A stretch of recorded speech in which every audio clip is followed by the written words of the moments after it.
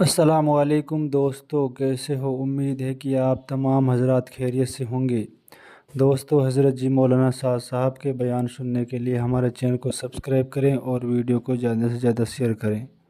چلیے شروع کرتے الله ہیں بیان۔ نحمده ونستعينه ونستغفره ونؤمن به ونتوكل عليه ونعوذ بالله من شرور أنفسنا ومن سيئات أعمالنا من يهده الله فلا مضل له ومن يضلله فلا هادي له ونشهد أن لا إله إلا الله وحده لا شريك له ونشهد أن سيدنا ونبينا ومولانا محمدا عبده ورسوله صلى الله تعالى عليه وعلى آله وصحبه وبارك وسلم تسليما كثيرا كثيرا. أما بعد فأعوذ بالله من الشيطان الرجيم. بسم الله الرحمن الرحيم.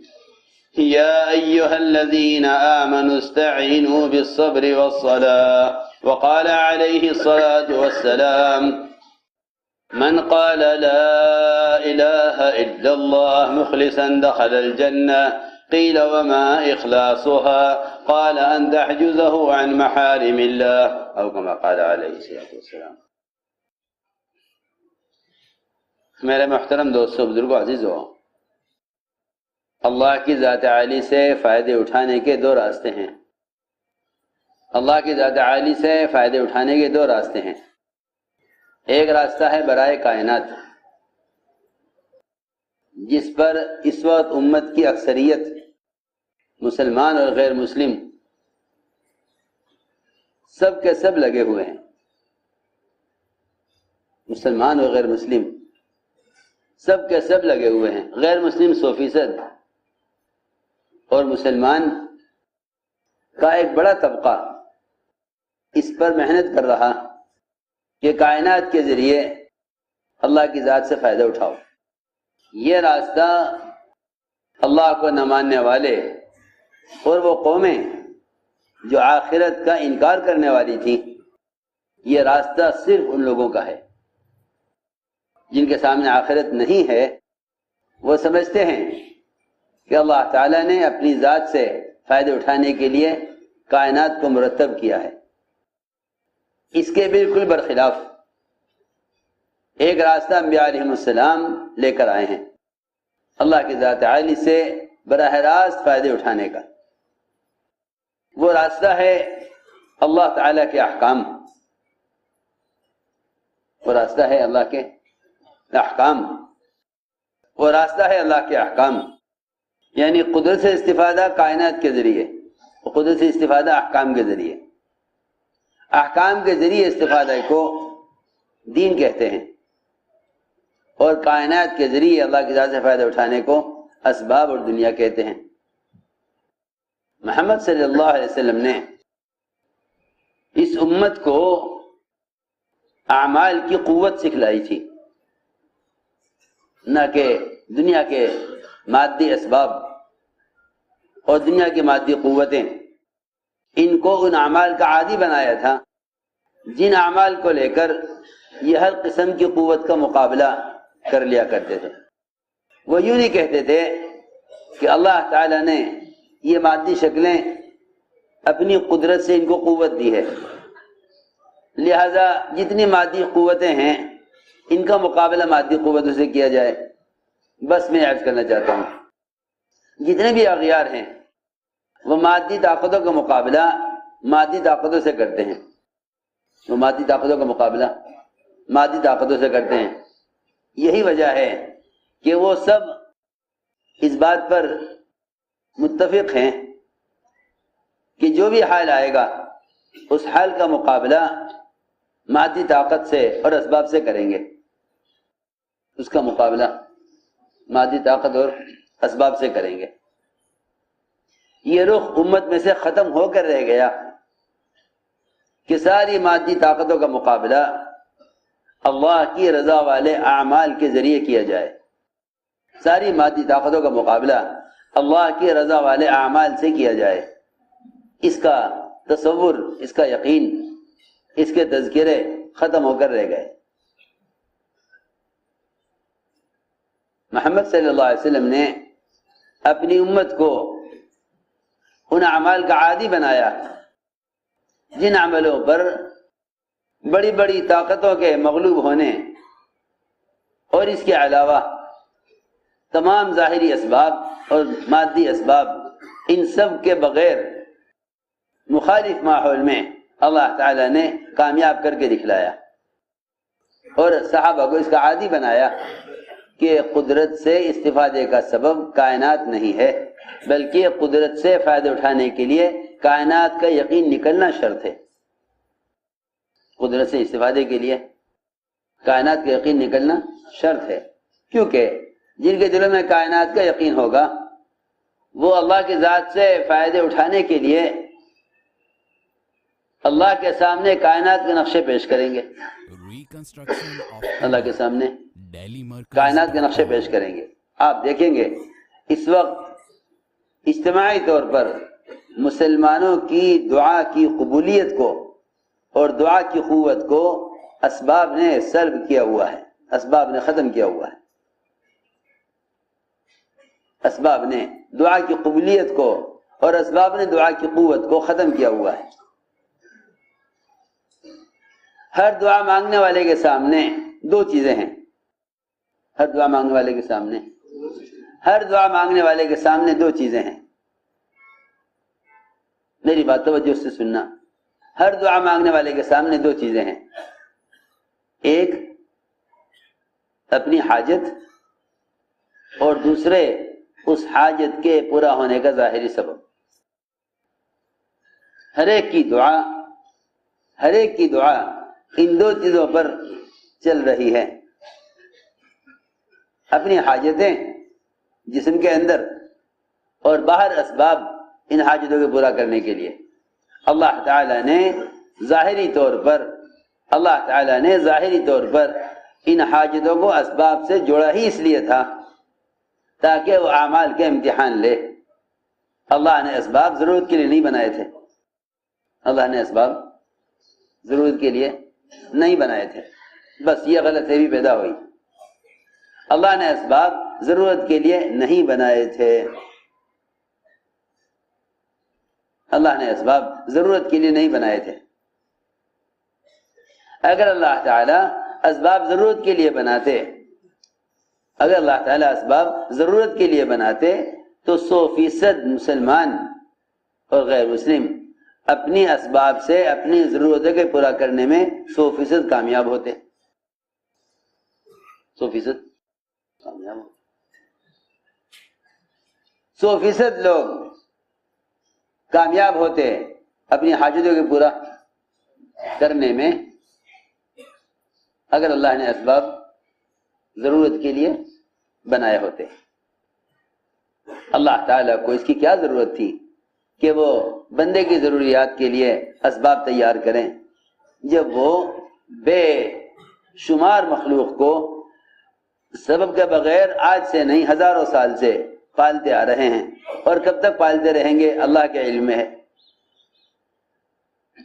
تو اس کی کیا ضرورت پیش آئی کہ سب سے زیادہ اشرف مخلوق انسان اس کے پلنے کے لیے اسباب کا سلسلہ قائم کرتے؟ یہ خیال کرنا کہ اسباب ضرورت کے لیے ہیں، لہذا ضرورت کے لیے سبب اختیار کرو۔ اللہ رب العزت اگر انسانی حاجتوں کو ظاہری طور پر اسباب سے نہ جوڑتے تو اعمال سے کامیابی لینا کوئی کمال نہیں تھا۔ ہم سبب کو عمل کے مقابلے میں لائے ہیں،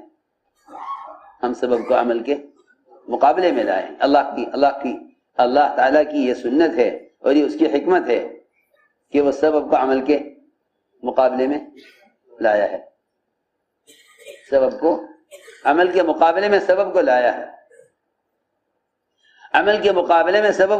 ہے، اور درمیان میں حاجتیں پیدا کی، یہ دیکھنے کے لیے کہ یہ اپنی حاجت کو سبب پر موقوف کرتے ہیں، اپنی حاجت کو عمل پر موقوف کرتے ہیں۔ یہ ہمارے اپنے درمیان اللہ دیکھنا چاہتے ہیں، یہ ہمارے اپنے درمیان سبب کو اصل سمجھتے ہیں یا عمل کو اصل سمجھتے ہیں؟ اگر یہ حاجت میں عمل کو مقدم کر لیں، اگر یہ حاجت میں عمل کو مقدم کر لیں تو میں اسباب کے بغیر حاجتیں پوری کر کے دکھلاؤں، اور اگر یہ عمل کو مؤخر کر دیں تو میں ان کو اسباب دے کر ان کو ان کے اسباب میں ناکام کر کے دکھلاؤں۔ ساری بات یہ تھی۔ اس لیے حضور اکرم صلی اللہ علیہ وسلم نے اپنے صحابہ کو اس کی باقاعدہ تعلیم دی ہے، باقاعدہ تعلیم دی ہے کہ تمہاری حاجتوں کا تعلق دنیا کی پھیلی ہوئی مادی شکلوں سے نہیں ہے۔ تو میں نے عرض کیا کہ دعا کی قبولیت کو اور دعا کی قوت کو سلب کیا ہوا ہے مادی اسباب نے، کیونکہ ہم دعاؤں کو جوڑے ہوئے ہیں اسباب کے ساتھ، دعا کو جوڑے ہوئے ہیں اسباب کے ساتھ، حالانکہ سبب اور دعا کا جوڑ کہیں نہیں ہے، سبب اور دعا کا جوڑ کہیں بھی نہیں ہے، کہیں سبب اور دعا کا جوڑ نہیں۔ کیوں؟ اس لیے کہ ایک چیز بالکل یقینی ہے، ایک چیز بالکل غیر یقینی ہے، ان دونوں کا اجتماع کیسے ہو سکتا ہے؟ ان دونوں کا جمع ہونا کیسے ہو سکتا ہے؟ بہت اہم بات ہے۔ ایک چیز بالکل یقینی ہے، ایک بالکل غیر یقینی ہے، ان دونوں چیزوں کا اجتماع کیسے ہو سکتا ہے؟ دونوں کو جمع کیسے کیا جا سکتا ہے؟ ایک بالکل یقینی ہے، ایک بالکل غیر یقینی ہے۔ مسلمان دونوں کو جمع کرنا چاہتا ہے، یہ نہیں ہوگا۔ حضرت فرماتے تھے دکان اور نماز یقین میں جمع نہیں ہو سکتے، دکان اور نماز یقین میں جمع نہیں ہو سکتے، یقین میں ایک چیز رہے گی، یا دکان یا نماز، دو چیزوں میں سے ایک چیز یقین میں رہے گی، دوسری نکل کر باہر آ جائے گی۔ اگر دکان اور نماز کو یقین میں جمع کرنا چاہے گا تو نماز نکل کر باہر آ جائے گی، نماز نکل کر باہر آ جائے گی۔ میں نے عرض کیا کہ ہم نے دعاؤں کو جوڑا ہے اسباب کے ساتھ، اللہ نے دعاؤں کو جوڑا ہے عبادات کے ساتھ، اللہ نے دعاؤں کو جوڑا ہے عبادات کے ساتھ۔ ایاک نعبد و ایاک نستعین، اے اللہ ہم نے جس طرح تجھے تنہا اور خالص اور واحد سمجھا ہے عبادت میں، اسی طرح ہم تجھے اکیلا سمجھتے ہیں تیری ذات سے فائدہ اٹھانے میں۔ استعانت میں بھی ہم تجھے تنہا سمجھتے ہیں، استعانت میں ہم تجھے تنہا سمجھتے ہیں، جس طرح عبادت میں تیرا کوئی شریک نہیں، استعانت میں بھی تیرا کوئی شریک نہیں۔ ایاک نعبد و ایاک نستعین، یہی وجہ ہے کہ اللہ تعالی نے 3 آدمیوں کا امتحان لیا،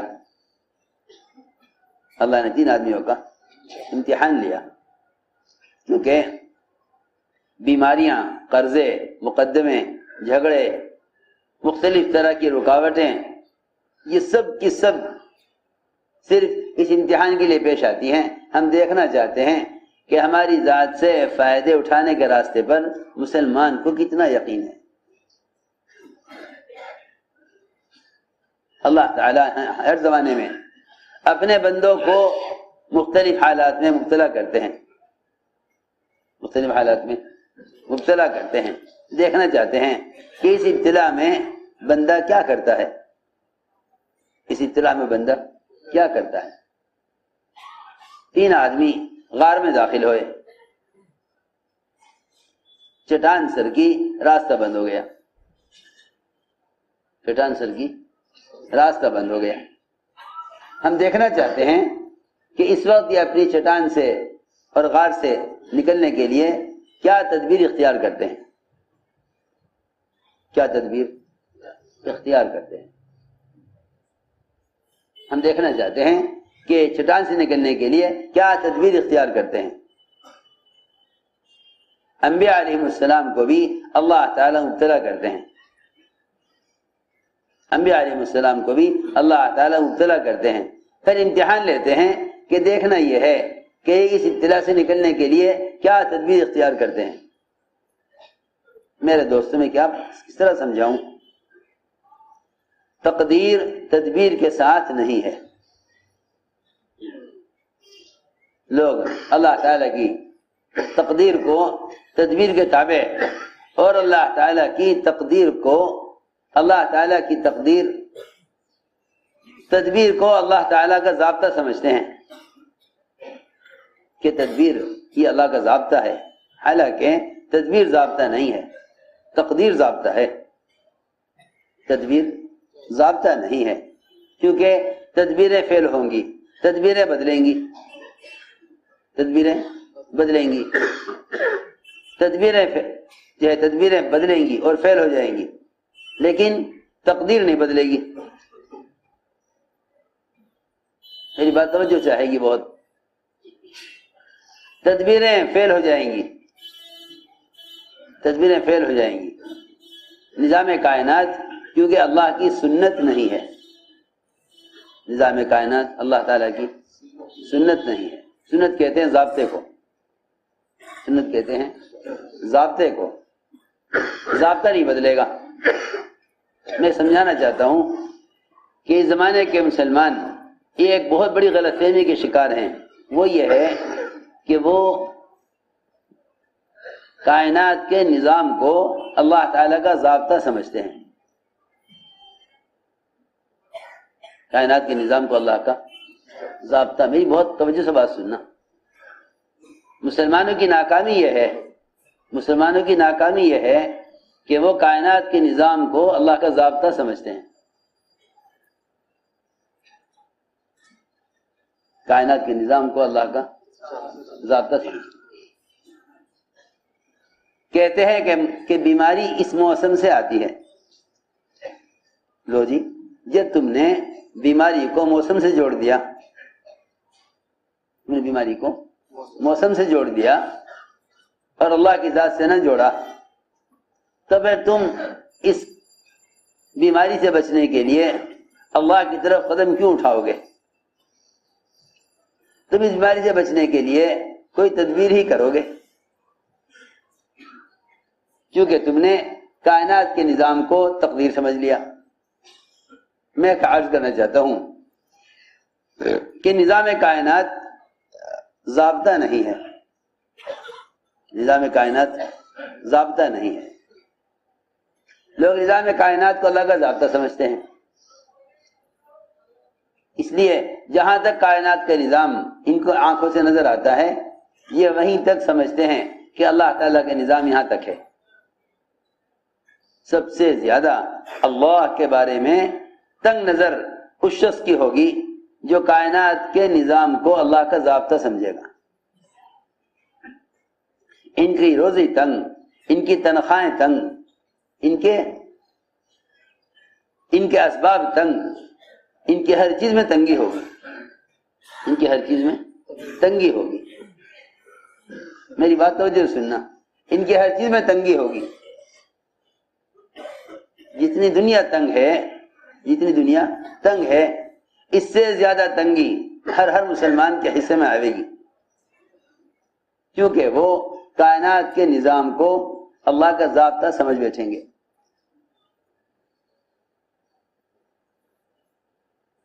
نظام کائنات اللہ کا ضابطہ نہیں ہے، کیونکہ ضابطے میں تبدیلی نہیں ہے، ضابطے میں تبدیلی نہیں ہے، ضابطے میں تبدیلی نہیں۔ لا تبدیل لخلق اللہ، اللہ کے ضابطے میں کوئی تبدیلی نہیں۔ ذالک الدین القیم، یہی دین ہے کہ کائنات کا نظام اللہ کا ضابطہ نہیں ہے، دین ضابطہ ہے، دنیا ضابطہ نہیں ہے۔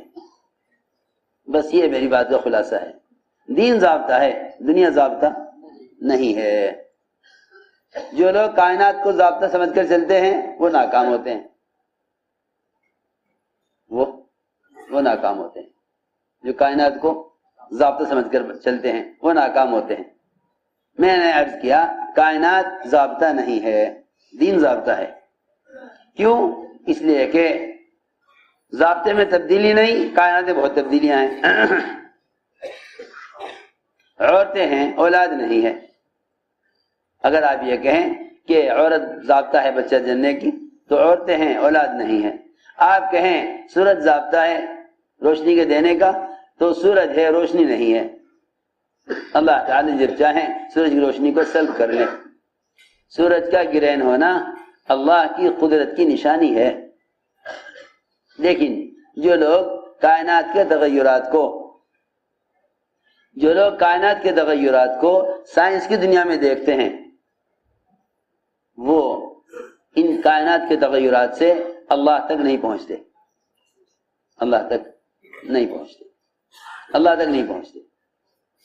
اللہ غریق رحمت کرے. علامہ اقبال کو 2 ہی لفظوں میں بتا گئے کہ کافر اور مسلمان میں فرق کیا ہے. کافر اور مسلمان میں فرق کیا ہے، 2 ہی لفظوں میں بتا گئے. کافر اور مسلمان میں فرق کیا ہے؟ فرمایا کافر تو آفاق میں گم ہے. چاند میں، سورج میں، ستاروں میں. کافر آفاق میں گم ہے. چاند میں، سورج میں، ستاروں میں، دریاؤں میں، پہاڑوں میں یہ چھوٹا سا ایک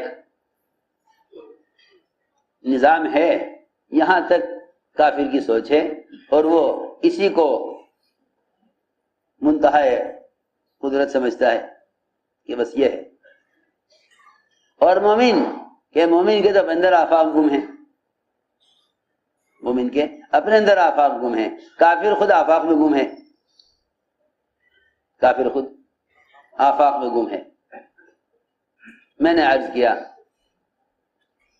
کہ وہ سمجھتے ہیں کہ قدرت کا نظام یہ ہے جو ظاہری نظام ہے. کیا بتاؤں، غیروں کی تو رسائی نہیں وہاں تک جہاں سے اللہ تعالی کی قدرت اور اس کی حقیقت کی ابتدا ہے. وہ تو نظام کائنات کو ہی اصل سمجھتے ہیں. تو ہم نے عرض کیا کہ اللہ تعالی نے مبتلا کیا ان 3 آدمیوں کو جو غار میں داخل ہوئے اور چٹان نے راستہ بند کیا. یہاں دیکھنا یہ تھا کہ یہ اس نقصان سے بچنے کے لیے کیا تدبیر اختیار کرتے ہیں. یہ امتحان تھا کہ کیا یہ اللہ تعالی کو کسی سبب کا مشورہ دیتے ہیں یا اپنے اللہ کے درمیان کسی سبب کو ذریعہ بناتے ہیں یا اللہ تعالی سے دعا کے ذریعے کوئی سبب مانگتے ہیں جس سبب سے یہ چٹان ہٹے.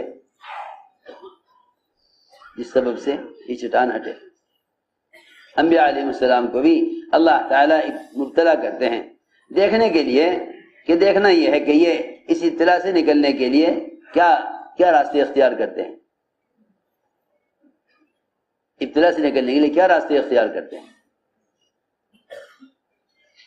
چنانچہ یہ تینوں آدمی جب غار میں پھنس گئے اور نکلنے کا کوئی راستہ نہیں تھا اور موت کے سوا کچھ نظر نہیں آتا تھا، ان میں سے ہر ایک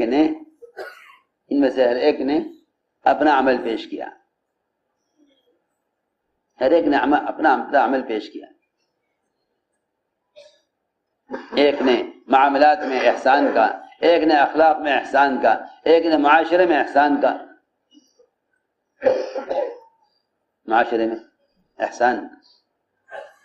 ایک نے معاملات میں احسان کا عمل پیش کیا.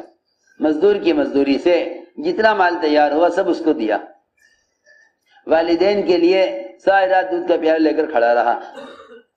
چچا کی لڑکی سے خلوت چاہتا تھا، جب موقع ملا تو خلوت میں زنا نہ کیا بلکہ اس کو احسان کیا اس پر کہ اس کو مال دے کر اس پر احسان کیا، حرام سے بچ گیا.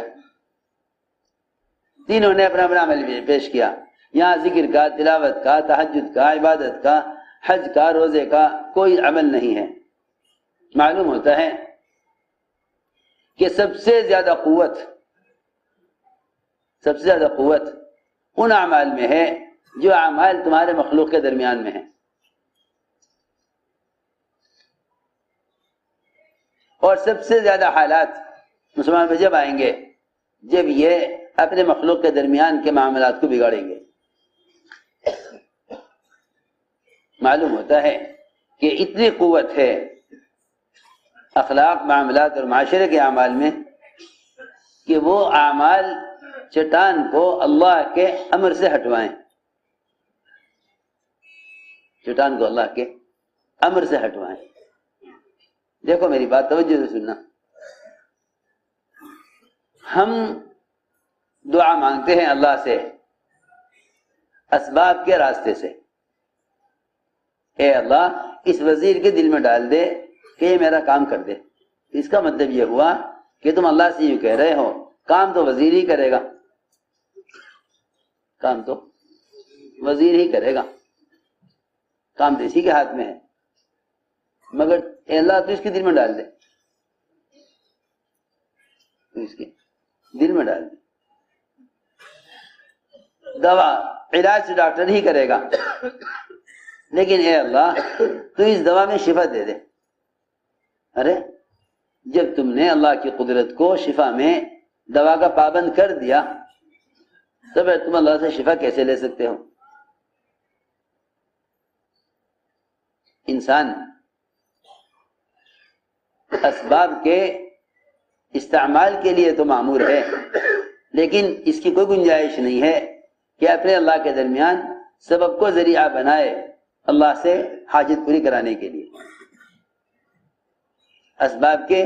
انسان اسباب کے استعمال کا مکلف ہے، انسان اسباب کے استعمال کا مکلف ہے، اپنے اللہ کے درمیان اسباب کو رکھ کر مانگنے کا مکلف نہیں ہے۔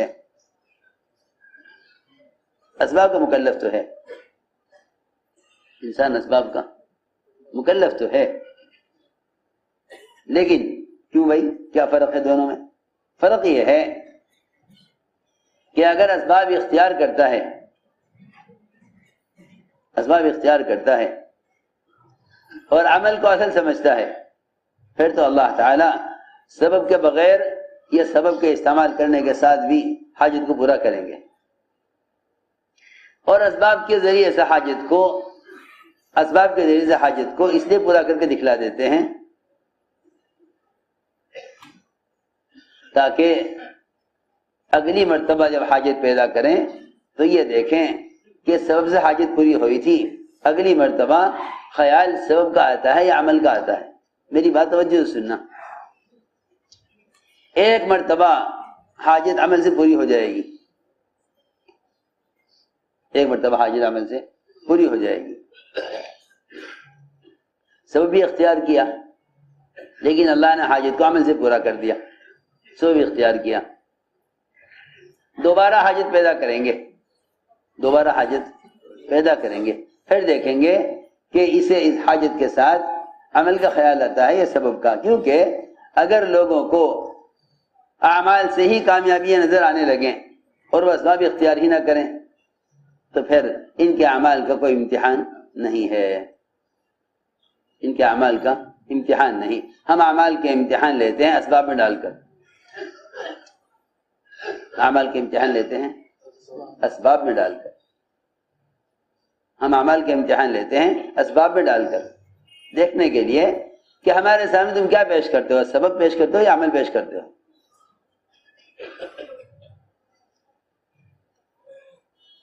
انسان کی حاجتوں کو اسباب سے جوڑا ہی اس لیے ہے تاکہ ہم دیکھیں تمہیں اچھا عمل کس کا ہے، تمہیں اچھا عمل کس کا ہے۔ اسی لیے ایمان ہمارا اور آپ کا نصیب ہے، میری بات کی توجہ سننی پڑے گی، ایمان ہمارا اور آپ کا نصیب ہے، ایمان فرشتوں کا نصیب نہیں ہے۔ کیوں؟ اس لیے کہ فرشتے غیبی نظام کو دیکھ رہے ہیں، فرشتے غیبی نظام کو دیکھ رہے ہیں، فرشتے غیبی نظام کو دیکھ رہے ہیں، فرشتے غیبی نظام کو دیکھ رہے ہیں، اس لیے فرشتوں کا ایمان کوئی کمال نہیں، فرشتوں کا ایمان کوئی کمال نہیں، کیونکہ فرشتے غیبی نظام کو دیکھ رہے ہیں۔ پھر آگے انبیاء علیہ السلام، ان کا ایمان کوئی کمال نہیں، کیوں؟ اس لیے کہ انبیاء علیہ السلام کے پاس وحی آ رہی ہے. اللہ تعالیٰ نے بہت سے نبیوں کو اپنا غیبی نظام دکھلایا ہوا ہے. غیب کی خبریں بھی آ رہی ہیں اور غیب کا مشاہدہ بھی کرا دیا. انہیں غیب کا مشاہدہ بھی کرا دیا. توجہ سے بات سننا. انہیں غیب کا مشاہدہ بھی کرا دیا. جنت کی دوزخ کی سیر کرائی حضور اکرم صلی اللہ علیہ وسلم کو. ادریس علیہ السلام کو ساری جنت دوزخ کی سیر کرائی. ان کو اپنی جنت تک پہنچا دیا. وہ سارا غیبی نظام دیکھ رہے ہیں. جبرائیل کا آنا، وحی کا آنا، غیب کی خبروں کا آپ تک پہنچنا، یہ بھی کوئی کمال نہیں ہے. تو آپ نے فرمایا صحابہ سے کہ پھر بتاؤ کس کا ایمان کمال ہے. صحابہ نے عرض کیا کہ یا رسول اللہ پھر تو ہمارا ایمان کمال ہے. اس لیے کہ فرشتے غیبی نظام کو دیکھ رہے، اور فرشتے غیبی نظام کو دیکھ رہے اور انبیاء علیہ السلام پر غیب سے وحی آ رہی. عجیب حدیث ہے یہ.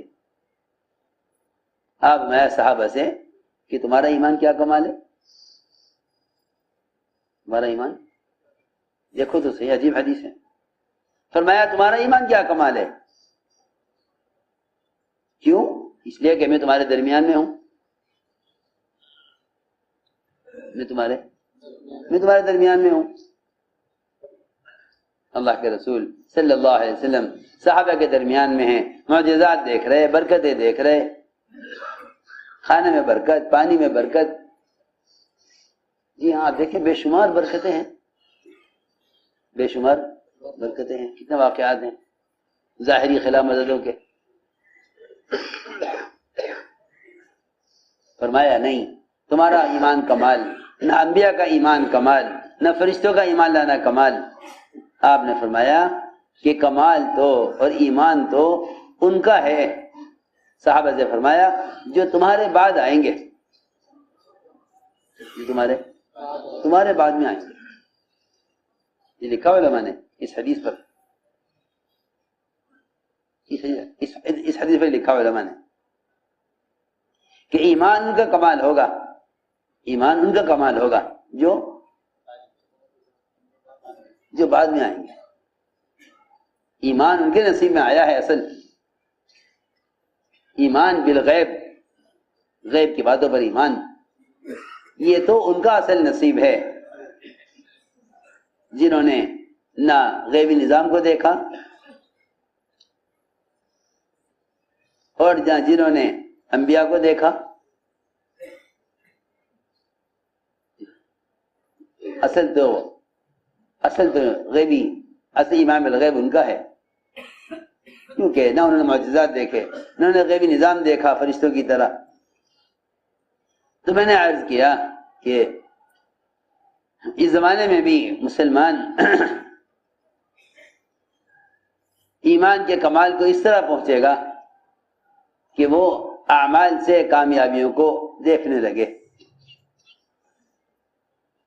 جنہیں عمل پر کامیابی اللہ دکھلا دیتے ہیں ان کا یقین مادی شکلوں سے ہٹ جاتا ہے.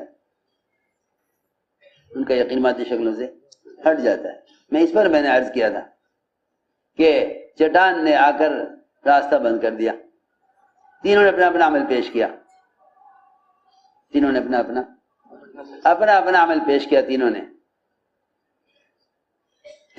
اپنا عمل پیش کیا. کوئی سبب کسی سبب کا ذکر نہیں کیا. اے اللہ اس سبب سے تو یوں کر دے، اس سبب سے تو یوں کر دے. یہ بھی نہ کہا فلاں فرشتوں کو بھیج دے جو چٹان ہٹا دے. اس لیے کہ اللہ سے یہ کہنا کہ فرشتے سے یہ کام کرا دے، اللہ سے یہ کہنا فرشتے سے یہ کام کرا دے، اللہ تعالیٰ کی قدرت کو فرشتے کے پابند کرنا ہے کہ اللہ فرشتے سے کرا دے. دیکھو تو صحیح، جب اللہ تعالیٰ کی اتنی مقرب، اتنی پاکیزہ مخلوق اس کے ذریعے سے اللہ سے مدد نہیں لے سکتے، سوچو تو صحیح، جب اللہ تعالیٰ کی اتنے پاکیزہ اور اتنی مقرب اور اتنی عبادت میں مشغول مخلوق فرشتے جب ان کے ذریعے سے اللہ سے مدد نہیں لے سکتے تو پھر دنیا کی کسی چیز کی کیا حیثیت باقی رہ گئی کہ ہم اس چیز کو اپنے اللہ کے درمیان سبب بنائیں اللہ سے مدد لینے کے لیے؟ یہ آسان بات ہے۔ اس لیے کہیں نہ ملے گا کہ انبیاء نے اللہ سے فرشتوں کو طلب کیا ہو مدد کے لیے۔ سنو تو صحیح، کہیں نہ ملے گا کہ انبیاء علیہ السلام نے اللہ سے فرشتوں کو طلب کیا ہو مدد کے لیے، بلکہ فرشتے مطالبہ کرتے تھے اللہ تعالیٰ سے کہ اے اللہ تیرا فلاں بندہ تجھے پکار رہا ہے، تو مجھے اس کی مدد کے لیے بھیج دے، تو مجھے اس کی مدد کے لیے، تیرا فلاں بندہ تجھے پکار رہا ہے، تو مجھے اس کی مدد کے لیے بھیج دے۔ فرشتہ اللہ سے کہے کہ تو مجھے اس کی مدد کے لیے بھیج دے۔ اے اللہ تیرا خلیل، تیرا دوست ابراہیم آگ میں ڈالا جا رہا، تو ہمیں اس کی مدد کے لیے بھیج دے، کہ جا کے دیکھ لو، اگر وہ ہمارے خلیل ہیں تو تم سے مدد نہیں لیں گے، ہمارے خلیل ہیں تم سے مدد نہیں لیں گے۔ یہاں جبرائیل کا آنا مدد کے لیے نہیں تھا، یہاں جبرائیل کا آنا اس امتحان کے لیے تھا کہ جب تم ساری شکلوں کا انکار کری آئے، ماں کی شکل کا بھی، آزر کی شکل کا بھی، نمرود کی شکل کا بھی، ہم یہ دیکھنا چاہتے ہیں کہ جب شکلوں کے انکار سے تمہارے حالات خراب ہو جائیں، بیچارے مسلمان اس زمانے کے چند احکام شریعت کے ہیں جنہیں مسلمان تھامے ہوئے ہیں، جب اس کے خلاف کوئی قانون آ جاتا ہے تو مسلمان ہی کہتا ہے ہم کیا کر سکتے ہیں۔ اس لیے بیچارے مادی شکل کے خلاف بول نہیں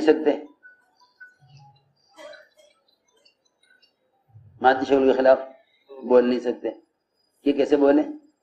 اگر بولیں گے تو حالات اور خراب ہو جائیں گے، رہی صحیح دنیا اور سہولت مسلمانوں سے یہ بھی واپس لے لی جائے گی۔ بیچارے نے یہ فیصلہ کیا کہ بھائی ان حالات میں جتنے دن پر چل سکتے ہو چل لو۔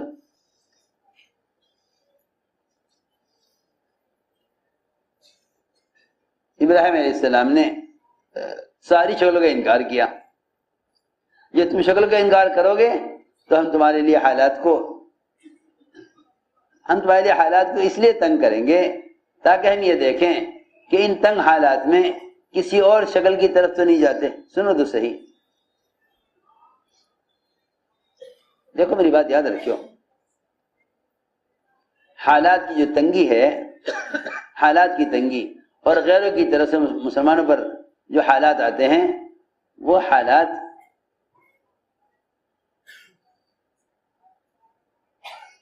ان کی شکلوں کا انکار کرنے کی وجہ سے نہیں آتے، وہ حالات اس لیے آتے ہیں کہ اللہ تعالیٰ دیکھنا چاہتے ہیں کہ ان حالات میں یہ کسی شکل کو اختیار تو نہیں کرتے، یا باطل کی کسی بات سے راضی تو نہیں ہوتے، باطل کے کسی مطالبے سے راضی تو نہیں ہوتے۔ بہت دھیان سے بات سننا، ایک قانون آئے گا مسلمان کے خلاف، مسلمان یہ سوچے گا کہ اگر میں نے اس پر عمل کیا، اگر میں نے قانون کی خلاف ورزی کی تو ایسا نہ ہو کہ اگلا کوئی قانون آ جائے، لہذا اس دین کے اس عمل کو، اس حکم کو چھوڑ دو۔ حالانکہ اگلا جو قانون آئے گا وہ اس لیے نہیں آئے گا کہ تم نے اس پر عمل نہیں کیا، وہ اس لیے آئے گا کہ جب تم اللہ کا ایک حکم توڑ چکے تو اگلا حکم بھی توڑنے کی طرف جاؤ گے۔ میری بات توجہ چاہتی ہے، ایک حکم تم نے چھوڑ دیا قانون کے لیے، اللہ تعالیٰ اگلا قانون لے آئیں گے۔ اور اگر تم ایک حکم پر جم گئے، اللہ تعالیٰ تمہیں چند روز اس امتحان میں رکھ کر امتحان سے نکال دیں گے۔ تو میں نے عرض کیا کہ مسلمان کے دین میں حالات پیش آتے ہیں۔ ابراہیم علیہ السلام نے ساری شکلوں کا انکار کیا، حالات نے یہاں تک پہنچا دیا کہ ان کو آگ میں ڈالا جائے۔ یہاں فرشتے میں بے چینی، یہاں فرشتے میں بے چینی، یہاں کہیں نہیں ملے گا کہ ابراہیم علیہ السلام نے یہ کہا ہو کہ اے اللہ تو فرشتوں کے ذریعے میری مدد کر۔ بدر میں، احد میں، جہاں جہاں بھی فرشتے خندق میں اترے ہیں، وہ نبی کے طلب کرنے پر نہیں اترے، وہ تو مجاہدین کے ساتھ اور مسلمانوں کی تعداد کو بڑھانے کے لیے براہ راست کفار سے قتال کے لیے اترے، ورنہ نبی نے طلب نہیں کیا۔ وہ تو یوں کہتے ہیں اللہم اکفناہم بما شئت، اے اللہ تو جس طرح چاہے مدد کر، تو جس طرح چاہے مدد کر، اللہم اکفناہم بما شئت، اے اللہ تیری مدد تیرے مدد کے کرنے کی کوئی شکل میرے ذہن میں نہیں۔ یہ میں عرض کرنا چاہتا ہوں کہ دعا کی قوت کو مادی شکلیں سلب کر دیتی ہیں، کیونکہ پھر اس کی دعا کسی ایک سبب کے ساتھ جڑ کر رہ جاوے گی،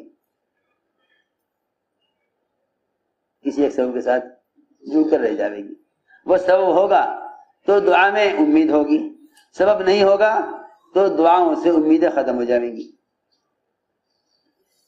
میری بات توجہ چاہتی ہے؟ اللہم اکفناہم بما شئت، اے اللہ میں تیری طرف سے دشمن سے حفاظت کے لیے تیرے سامنے کوئی شکل پیش نہیں کرتا، ہتھیار سے کر دے، فوج سے کر دے، حکومت کو ہمارے ساتھ کر دے، یا کسی فرشتے کو بھیج دے، کوئی شکل میں تیرے سامنے اپنی حفاظت کے لیے پیش نہیں کرتا۔ اللہم اکفناہم بما شئت، اے اللہ میں تیری طرف سے آنے والی مدد کی کسی شکل کو بھی نہیں جانتا۔ اللہ اکبر، اللہ تعالیٰ کو تو اتنی بات بھی برداشت نہیں ہے، اللہ تعالیٰ کو تو اتنی بات بھی اپنے بندے کی پسند نہیں ہے، اتنی بات بھی بندے کی اللہ کو پسند نہیں ہے کہ اللہ کے کرنے پر یقین رکھتے ہوئے صرف اللہ کے کرنے کی کیفیت کو جاننے کے واسطے اتنا ہی کہہ دے کہ میں تیرے کرنے کی کیفیت کو دیکھنا چاہتا ہوں، تو کیسے کرے گا؟ اللہ کو یہ بات بھی پسند نہیں ہے۔ ابراہیم علیہ السلام کامل یقین رکھتے ہوئے صرف اتنا کہہ دیا کہ تم مردے کو زندہ کیسے کرے گا؟ مجھے دکھلا دے، مجھے دکھلا دے۔ حالانکہ یہ بات یقین کے خلاف نہیں ہے، یہ بات یقین کے خلاف نہیں ہے، مگر اللہ کے کرنے کی کیفیت کو دیکھنا، اس میں اس بات کا اندیشہ ہے کہ شاید تم یہ سمجھو کہ اللہ تعالی مردے کو صرف اس طرح زندہ کرتے ہیں۔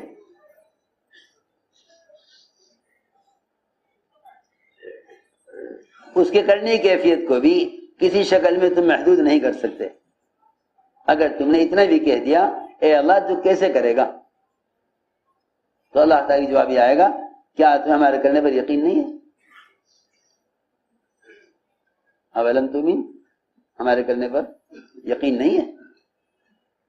حالانکہ بہت دور ہے یہ بات، ممکن ہی نہیں ہے یہ بات کہ ابراہیم علیہ السلام کو اللہ تعالیٰ کے کرنے میں شک تھا، نہیں، یقین تھا کہ بے شک اللہ کرنے والے ہیں، لیکن کرنے کی کیفیت معلوم کرنا چاہتے تھے۔ کرنے کی میں ایک بات پوچھتا ہوں، مثال کے طور پر آپ کی کسی رشتے دار کا آپریشن ہے، آپ ڈاکٹر سے اگر یہ کہیں کہ ڈاکٹر صاحب میں دیکھنا چاہتا ہوں کہ آپ آپریشن کیسے کریں گے، آپریشن کیسے کریں گے؟ تو یہ کیسے کریں گے جو سوال ہے ڈاکٹر سے، اس سوال کا ہرگز مطلب یہ نہیں ہے کہ آپ کو کرنا نہیں آتا.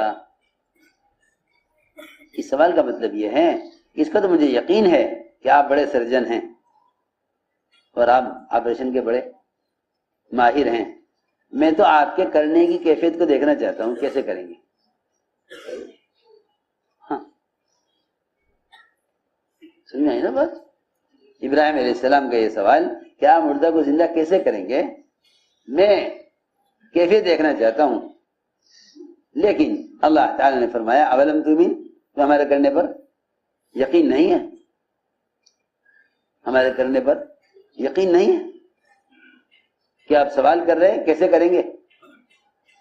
کیونکہ اس سوال کے اندر اس بات کا اندیشہ ہے کہ تمہیں مردے کا زندہ، اللہ کے مردے کے زندہ کرنے میں شاید کوئی دقت پیش آئے، شاید کوئی تاخیر ہو، شاید نعوذ باللہ نہ کر سکیں. اس بات کی ہلکی سی بو آتی ہے اس میں کہ اگر سوال کیا جائے کہ آپ مردے کو زندہ کیسے کریں گے، مردے کو زندہ کیسے کریں گے. اولم تؤمن، ہمارے کرنے پر یقین نہیں. میں نے عرض کیا کہ ساری مادی شکلیں ان کی حیثیت تو کیا ہے، جب انبیاء علیہ السلام نے ملائکہ کو بھی مدد کے لیے طلب نہیں کیا. آسمان سے فرشتے اترتے تھے، کہیں مسلمانوں کی تعداد کو بڑھانے کے لیے، کہیں براہ راست کفار سے قتال کرنے کے لیے، کہیں براہ راست کفار سے قتال کرنے کے لیے آسمان کے فرشتے اترتے تھے مسلمانوں کی ضروریات کے لیے. کتنی حدیثوں میں بے شمار واقعات ہیں، بے شمار واقعات ہیں. حضرت عباس کو باندھنے کے لیے ایک فرشتہ آسمان سے اترا، ورنہ بڑے پست قد صحابی تھے وہ، اور چھوٹے قد کے کمزور، جنہوں نے حضرت عباس کو باندھا ہے اور قید کیا ہے. حضرت عباس بار بار کہتے تھے کہ میں اتنا لمبا چوڑا آدمی، میں اس کے قابو میں کہاں آ سکتا، تیرے ساتھ ایک اور تھا جس نے مجھے باندھا ہے. فرشتہ، اللہ کی شان، ایمان والے صحابی کو تو فرشتہ نظر نہیں آ رہا تھا، وہ تو کرے میں نے اکیلے باندھا اور کوئی بھی نہیں تھا. مشرک کہہ رہا ہے کہ نہیں آپ کے ساتھ ایک اور تھا مجھے باندھنے والا، وہ بڑا طاقتور تھا، وہ بڑا طاقتور. اللہ کی شان، صحابی کو تو فرشتہ نظر نہ آیا لیکن مشرک کو نظر آ گیا. حضرت عباس اس وقت اسلام نہیں لائے تھے، وہ تو دیکھ رہے فرشتے کو، دیکھ رہے فرشتے کو، لیکن صحابی کو فرشتہ نظر نہیں آ رہا. جب بار بار انہوں نے کہا کہ کسی نے ان کو قید نہیں، کہ میں نے قید کیا ہے، میں نے باندھا ہے، تو فرمایا گیا کہ نہیں، ان کے ساتھ فرشتہ تھا جس نے عباس کو باندھا ہے. تو میرے دوستو، میں نے عرض کیا کہ ملائکہ کا نزول مدد کے لیے نہیں ہوا کرتا تھا، بلکہ ملائکہ کا نزول وہ ملائکہ کا نزول آسمان سے وہ تو مجاہدین کی فضیلت میں، جہاد کی فضیلت میں ہوا کرتا تھا. اور بے شک اللہ تعالیٰ نے مدد کی ہے، لیکن کہیں بھی نہ دیکھو گے کہ انبیاء نے مدد کو ملائکہ کی طرح منسوب کر دیا ہو. جبرائیل نے کہا کہ ہمارے ساتھ پہاڑوں کا فرشتہ ہے، بتائیے کیا حکم ہے؟ تو میں کہ نہیں، ہمیں آپ کی حاجت نہیں، ہمیں آپ کی حاجت نہیں. اسے میں عرض کرنا چاہتا تھا کہ آسمان سے فرشتے خود تقاضا کرتے ہیں اللہ تعالیٰ سے کہ اے اللہ تو ہمیں فلاں کی مدد کے لیے، اے اللہ تو ہمیں فلاں کی مدد کے لیے بھیج دے. آسمان سے فرشتے خود تقاضا کرتے ہیں اے اللہ تو ہمیں فلاں کی مدد کے لیے بھیج دے. اس لیے ہم نے عرض کیا کہ اعمال کی قوت ملائکہ کی طاقت سے کہیں زیادہ ہے. اعمال کی قوت ملائکہ کی طاقت سے کہیں زیادہ ہے. اعمال کے ساتھ تو الٹا اتار دیا، پہلے اس پیر کو اتارا، اب اس کو اتارا، پہلے بائیں پیر کو اتارو پھر دائیں پیر، سنت کے خلاف اتار دیا۔ سنو غور سے بات، اللہ اکبر، اعمال کی قوت کے ساتھ تو اللہ کا امر براہ راست ہے، اعمال کے ساتھ اللہ کا امر براہ راست ہے، اعمال کے ساتھ اللہ کا امر براہ راست ہے، اعمال کے ساتھ اللہ کا امر براہ راست ہے، اللہ تعالیٰ کی طرف سے کامیابی کا حکم برائے اسباب نہیں ہے، براہ راست ہے۔ ہم اسباب دیکھتے رہتے ہیں اور کہتے رہتے ہیں ابھی تو اللہ کا حکم نہیں ہوا، ابھی تو اللہ کا حکم نہیں ہوا۔ ہاں سنو تو صحیح، اسباب دیکھتے رہتے ہیں کہتے ہیں ابھی اللہ کا حکم نہیں ہوا۔ میں کیا عرض کروں، اگر عمل کی قوت اور عمل کا یقین اتر جاوے نا دل میں، یہ سارے اسباب جتنے بھی لوگ لیے بیٹھے ہیں بڑے سے بڑے، یہ سارے اسباب اوندھے اور تنگ برتن نظر آئیں گے، اوندھے برتن، سارے اسباب اوندھے برتن ہیں، سارے اسباب اوندھے برتن ہیں، اور اوندھے برتن پر دریا بھی گزر جائے اس میں ایک قطرہ بھی نہ ٹھہرے گا۔ اعمال سیدھے برتن ہیں، اسباب اوندھے برتن ہیں، اعمال سیدھے برتن ہیں، اسباب اوندھے برتن ہیں۔ ابراہیم علیہ السلام نے حضرت جبرائیل کی مدد کا انکار کر دیا کہ ہمیں آپ کی حاجت نہیں ہے، ادھر دہکتی ہوئی آگ ہے سامنے، آگ میں ڈالے جانے والے ہیں، اور جبرائیل کوئی ایسے عام سبب نہیں ہے، جبرائیل کوئی عام سبب نہیں ہے، اللہ تعالیٰ کے مقرب اور امین فرشتے ہیں، اللہ تعالیٰ کے مقرب اور امین فرشتے ہیں، سارے ملائکہ میں سب سے بڑے۔ لیکن محفظہ فرماتے تھے کہ اللہ تعالیٰ کے سامنے اور اس کی محتاجگی میں جبرائیل اور چیونٹی دونوں کے دونوں محتاجگی میں برابر ہیں، دونوں محتاجگی میں برابر ہیں۔ ہم دیکھتے ہیں ایک فقیر ایک وزیر، وزیر محتاجگی میں کم ہے، فقیر محتاجگی میں زیادہ ہے، وزیر محتاجگی میں کم ہے، فقیر محتاجگی میں زیادہ ہے۔ حالانکہ حقیقت یہ ہے ایک چیونٹی جتنی محتاج ہے اور جتنی کمزور ہے، خدا کی قسم جبرائیل بھی اتنے ہی کمزور ہیں اور اتنے ہی محتاج ہیں۔ اگر جبرائیل کی قوت کو دیکھو گے تو یوں سوچو گے کہ اللہ جبرائیل سے کرا دے، اس کا مطلب یہ ہوا کہ اللہ تعالیٰ کی قدرت کو جبرائیل کی قوت کی وجہ سے، اللہ کی قدرت کو جبرائیل کی قوت کی وجہ سے جبرائیل کے پابند کرنا چاہتے ہیں، اے اللہ جبرائیل کے ذریعے کرا دے۔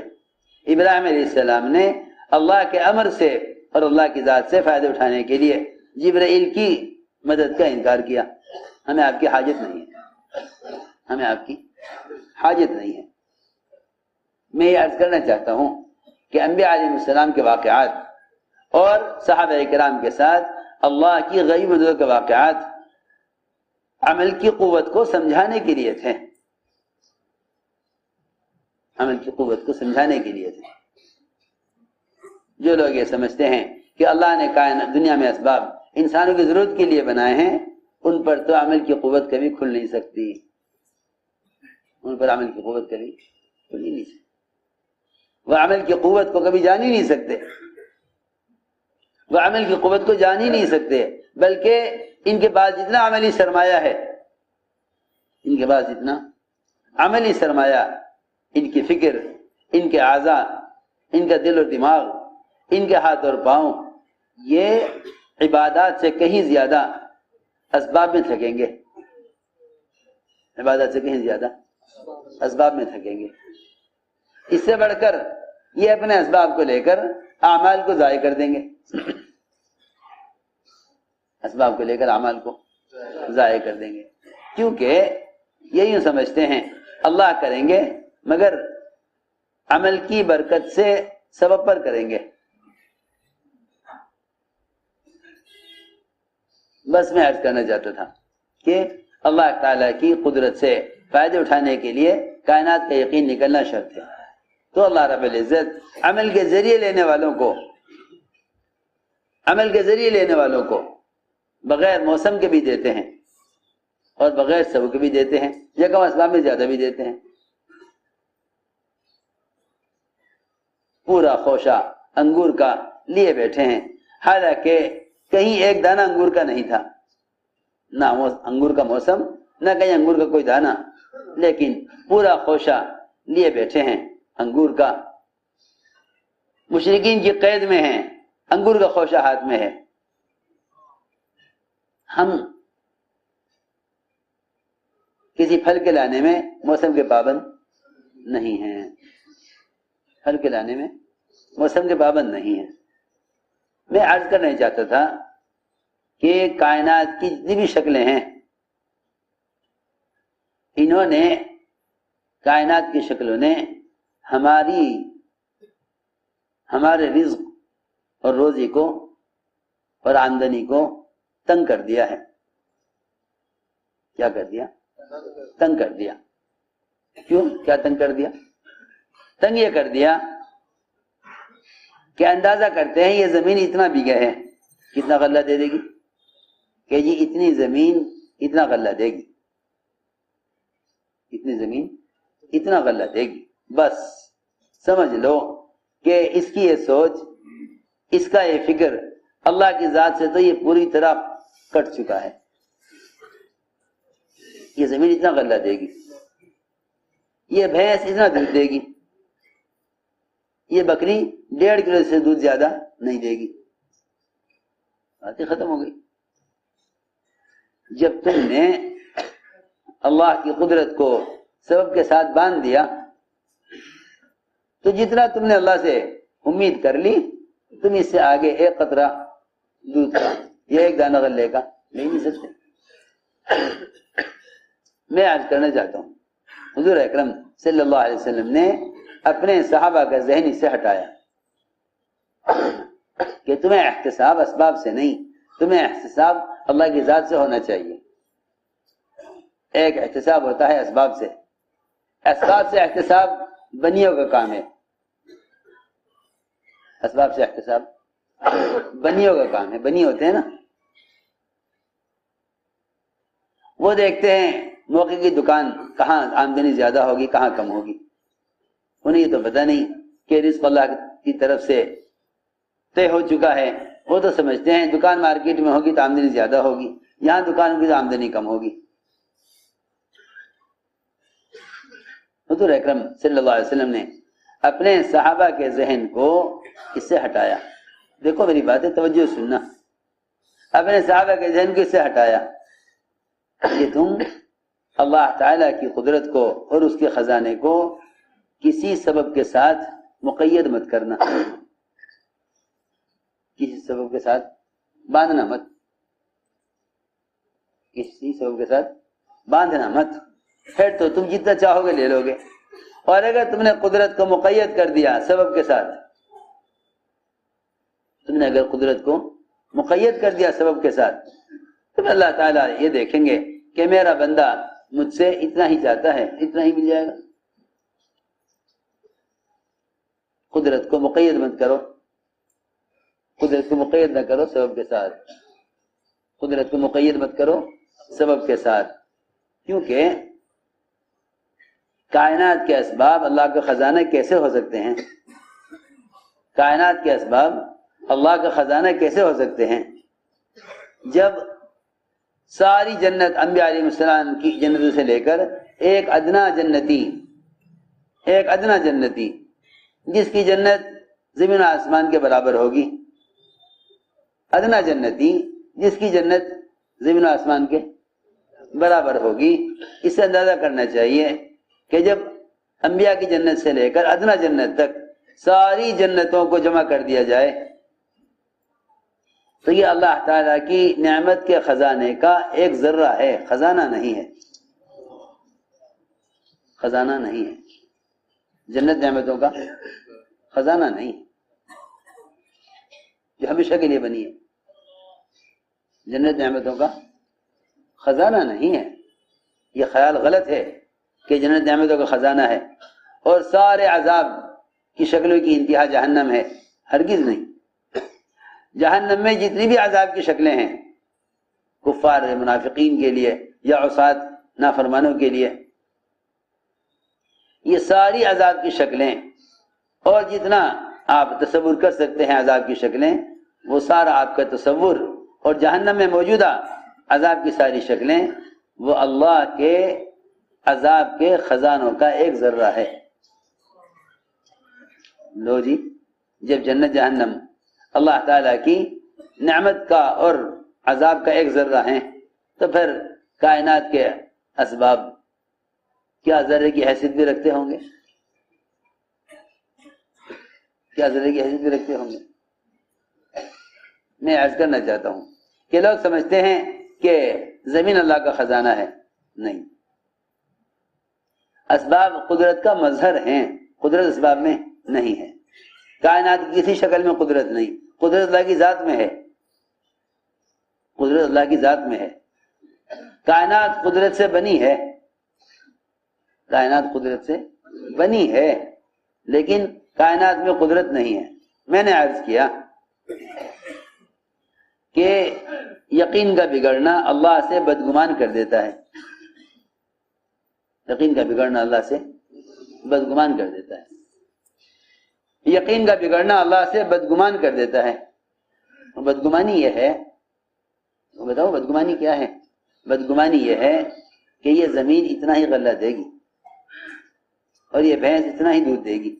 بس جا تم نے یہ کہا یہ بھینس اتنا دودھ دے گی، تم اس سے دودھ لے ہی نہیں سکتے، کیونکہ تمہیں اس خیال نے اللہ سے بدگمان کر دیا. حضور اکرم صلی اللہ علیہ وسلم عشاء کی نماز اپنی مسجد میں تاخیر سے پڑھتے، جماعتوں کو ترتیب دینے، جماعتوں کی روانگی میں یا جماعتوں کو ہدایات دینے میں یا کسی جماعت کو مرتب کرنے میں آپ مشغول ہو جاتے. بعض مرتبہ تو عشاء کی نماز کے لیے اقامت ہو جاتی، عشاء کی نماز کے لیے اقامت ہو جاتی. اقامت اذان نہیں بلکہ اقامت ہو جاتی نماز کے لیے.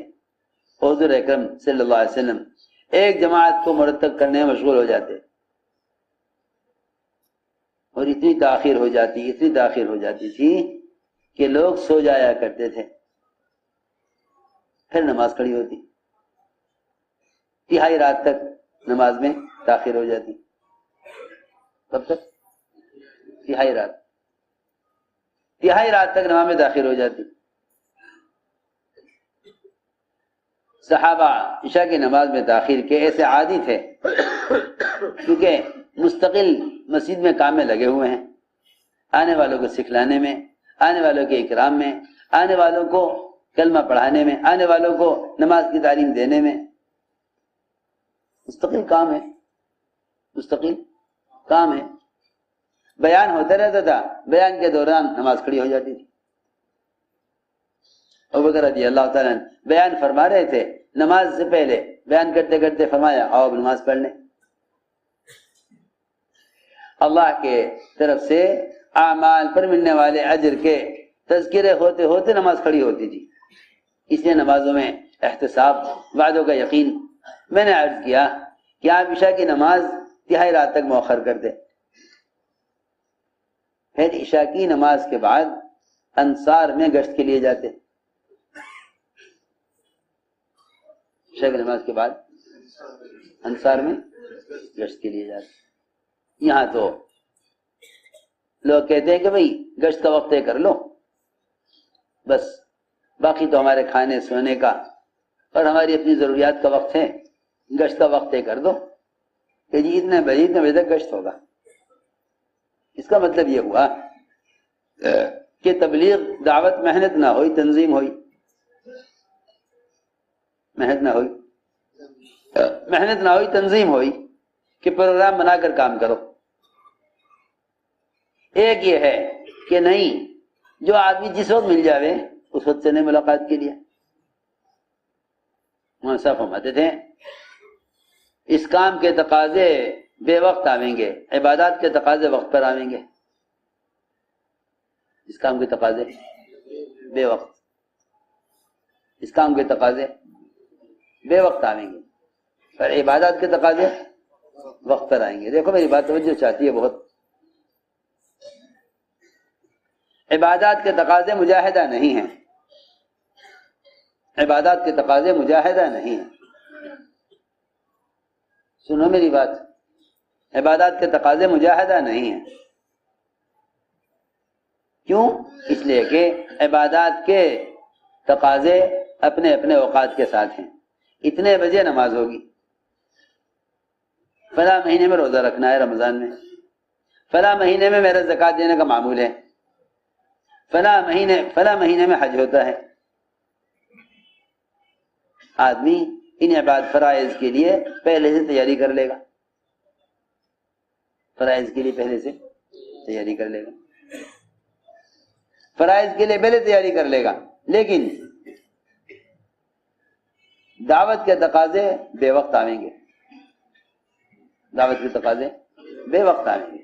عبادات کے سارے اوامر، سارے تقاضے اپنے اپنے اوقات کے ساتھ موقت ہیں، لیکن دعوت کے تقاضے بے وقت آئیں گے۔ میں عرض کر رہا تھا کہ حضور اکرم صلی اللہ علیہ وسلم عشاء کی نماز تاخیر سے پڑھنے کے بعد پھر جاتے انصار میں۔ انصار کاشتکار دن بھر اپنی زمینوں پر مشغول رہیں، شام کو تاخیر سے آویں، آپ رات کو جامع انصار میں دعوت دینے کے لیے، روزانہ کا معمول جانے کا، روایت میں ہے روزانہ کا معمول انصار کے محلے میں، وہاں آپ تشریف لے گئے۔ صحابہ کرام کا معمول یہ تھا کہ آپ کے لیے دودھ نکال کر رکھ دیا کرتے تھے، اور اپنا اپنا حصے کا دودھ صحابہ پی کر سو جایا کرتے تھے۔ آپ انصار میں ہوتے تھے۔ ایک مرتبہ دودھ ساری بکریوں کا نکال لیا، صحابہ نے سب نے پی لیا، آپ کے حصے کا پیالے میں ڈھک کر رکھ دیا۔ آپ تشریف لائے، آپ کا معمول تھا آپ تشریف لاتے تھے تاخیر سے، دودھ کا پیالہ رکھا ہوتا تھا، آپ اس میں سے پیتے، یہ آپ کا معمول تھا۔ اس دن سب صحابہ دودھ پی چکے، سو گئے۔ حضرت مقداد فرماتے ہیں میں نے بھی حصے کا دودھ پی لیا، لیکن ایک پیالے میں آپ کے لیے ڈھک کر رکھ دیا۔ شیطان آیا میرے پاس، کہنے کا مقداد یہ تھوڑا سا دودھ رکھا ہوا ہے، تھوڑا سا دودھ رکھا ہوا ہے۔ اللہ کے رسول صلی اللہ علیہ وسلم تو انصار میں گئے ہوئے ہیں، اور انصار ایسے نہیں ہیں کہ آپ کے اکرام کیے بغیر آپ کو واپس کریں۔ انصار نے تو آپ کا اکرام کیا ہوگا، آپ کو کھلایا ہوگا کچھ، اور یہ دودھ تو پی لیں۔ فرماتے ہیں شیطان نے مجھے آمادہ کیا اس دودھ کے پینے پر جو آپ کا حصہ رکھا ہوا تھا، میں نے پی لیا۔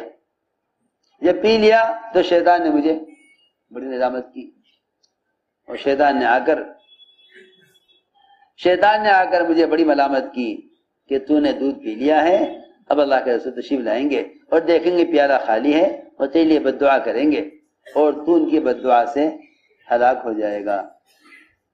فرماتے ہیں میرے ساتھی تو سب دودھ پی کر سو گئے، میں جاگتا رہا۔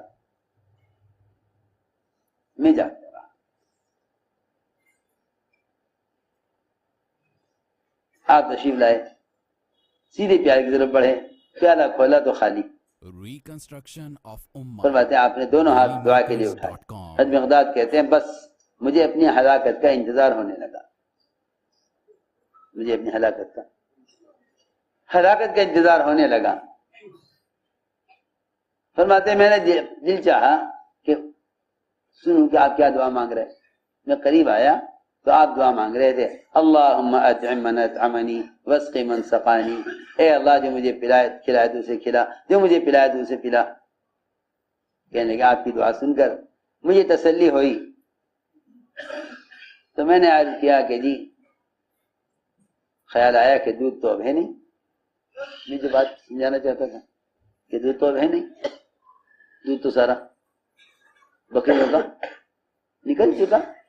اب تو دوسرے دن یا اگلے وقت دودھ ہوگا. جو اب دودھ تھا نکل چکا، دودھ تو نکل چکا ہے، اب کہاں سے آئے گا؟ اسے میں عرض کرنا چاہتا تھا کہ جتنی بھی مادی شکلیں ہیں، اسباب ہیں، ہم سمجھتے ہیں کہ بس اللہ کی قدرت دیکھو، زمین سے غلہ اور جانور سے دودھ، یہ اللہ تعالیٰ کی قدرت کے تعارف کے لیے ہے، قدرت نہیں ہے، قدرت کے تعارف کے لیے ہے. ہم خون اور گوبر ان کے درمیان سے دودھ نکالتے ہیں، یہ ہم اپنے قدرت کے تعارف کے لیے کر رہے ہیں. قدرت کے تعارف کے لیے ہے، یہ استفادے کے لیے نہیں ہے. قدرت کے تعارف کے لیے، ایک قدرت کا تعارف ہونا، ایک قدرت سے استفادہ ہونا، فائدہ اٹھانا. ہم یہ سمجھے کہ بس یہ فائدہ اٹھانے کا ذریعہ ہے، نہیں، یہ تو قدرت کے تعارف کے لیے ہے کہ ہم ایسی قدرت والے ہیں کہ ہم گوبر اور خون کے درمیان سے دودھ نکالتے ہیں جس میں خون کا گوبر کا کوئی اثر نہیں ہوتا، نہ بدبو کے اعتبار سے، نہ رنگ کے اعتبار سے. یہ تو اللہ تعالیٰ کو پہچاننے کے بے شمار اسباب اور ذرائع ہیں، اس سے اللہ تعالیٰ کو پہچانا جائے، کیونکہ بنا ہوا بنانے والے کے تعارف کے لیے ہے، بنا ہوا بنانے والے سے فائدہ اٹھانے کے لیے نہیں ہے. یہاں آ کر دھوکہ لگا ہے. لوگ سمجھتے ہیں بنا ہوا بنانے والے سے فائدہ اٹھانے کے لیے ہے، حالانکہ بنا ہوا بنانے والے کے تعارف کے لیے ہے.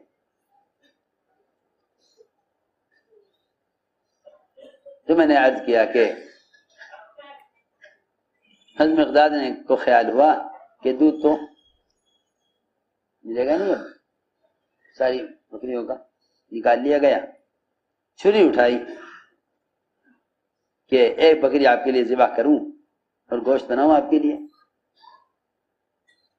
میں دیکھنے لگا کون سی بکری میں گوشت اچھا ہے جو آپ کے لیے ذبح کروں. اور میں مقداد کیا کر رہے، چھری کہاں لے جا رہے؟ عرض کیا کہ آپ کے لیے کھانا بناتا ہوں. آپ نے فرمایا کہ اے مقداد، یہ پیالہ لو اور بکریوں کا دودھ نکالنا ہو. دیکھو میرے دوستو عزیزو، یہاں یہ بات سمجھنی چاہیے کہ ظاہر کے خلاف ہونا صرف نبی تک محدود نہیں ہے. حضور اکرم صلی اللہ علیہ وسلم نے صحابہ کو اعمال کے ذریعے ظاہر کے خلاف مددیں لینے کا عادی بنانے کے لیے صحابہ سے یہ کام کرائے ہیں. صرف اس لیے نہیں کہ ان معجزات سے صحابہ نبی کو پہچان لیں، کیونکہ نبی کو معجزات سے جان لینا یا پہچان لینا یہ تو ان کفار کے لیے اتمام حجت کے لیے ہے کہ اگر تم نے نبی کو معجزات دیکھ کر بھی نہ پہچانا تو عذاب جلدی آ جائے گا اور اللہ تعالیٰ کی طرف سے حجت تام ہو جائے گی. معجزات تو اتمام حجت کے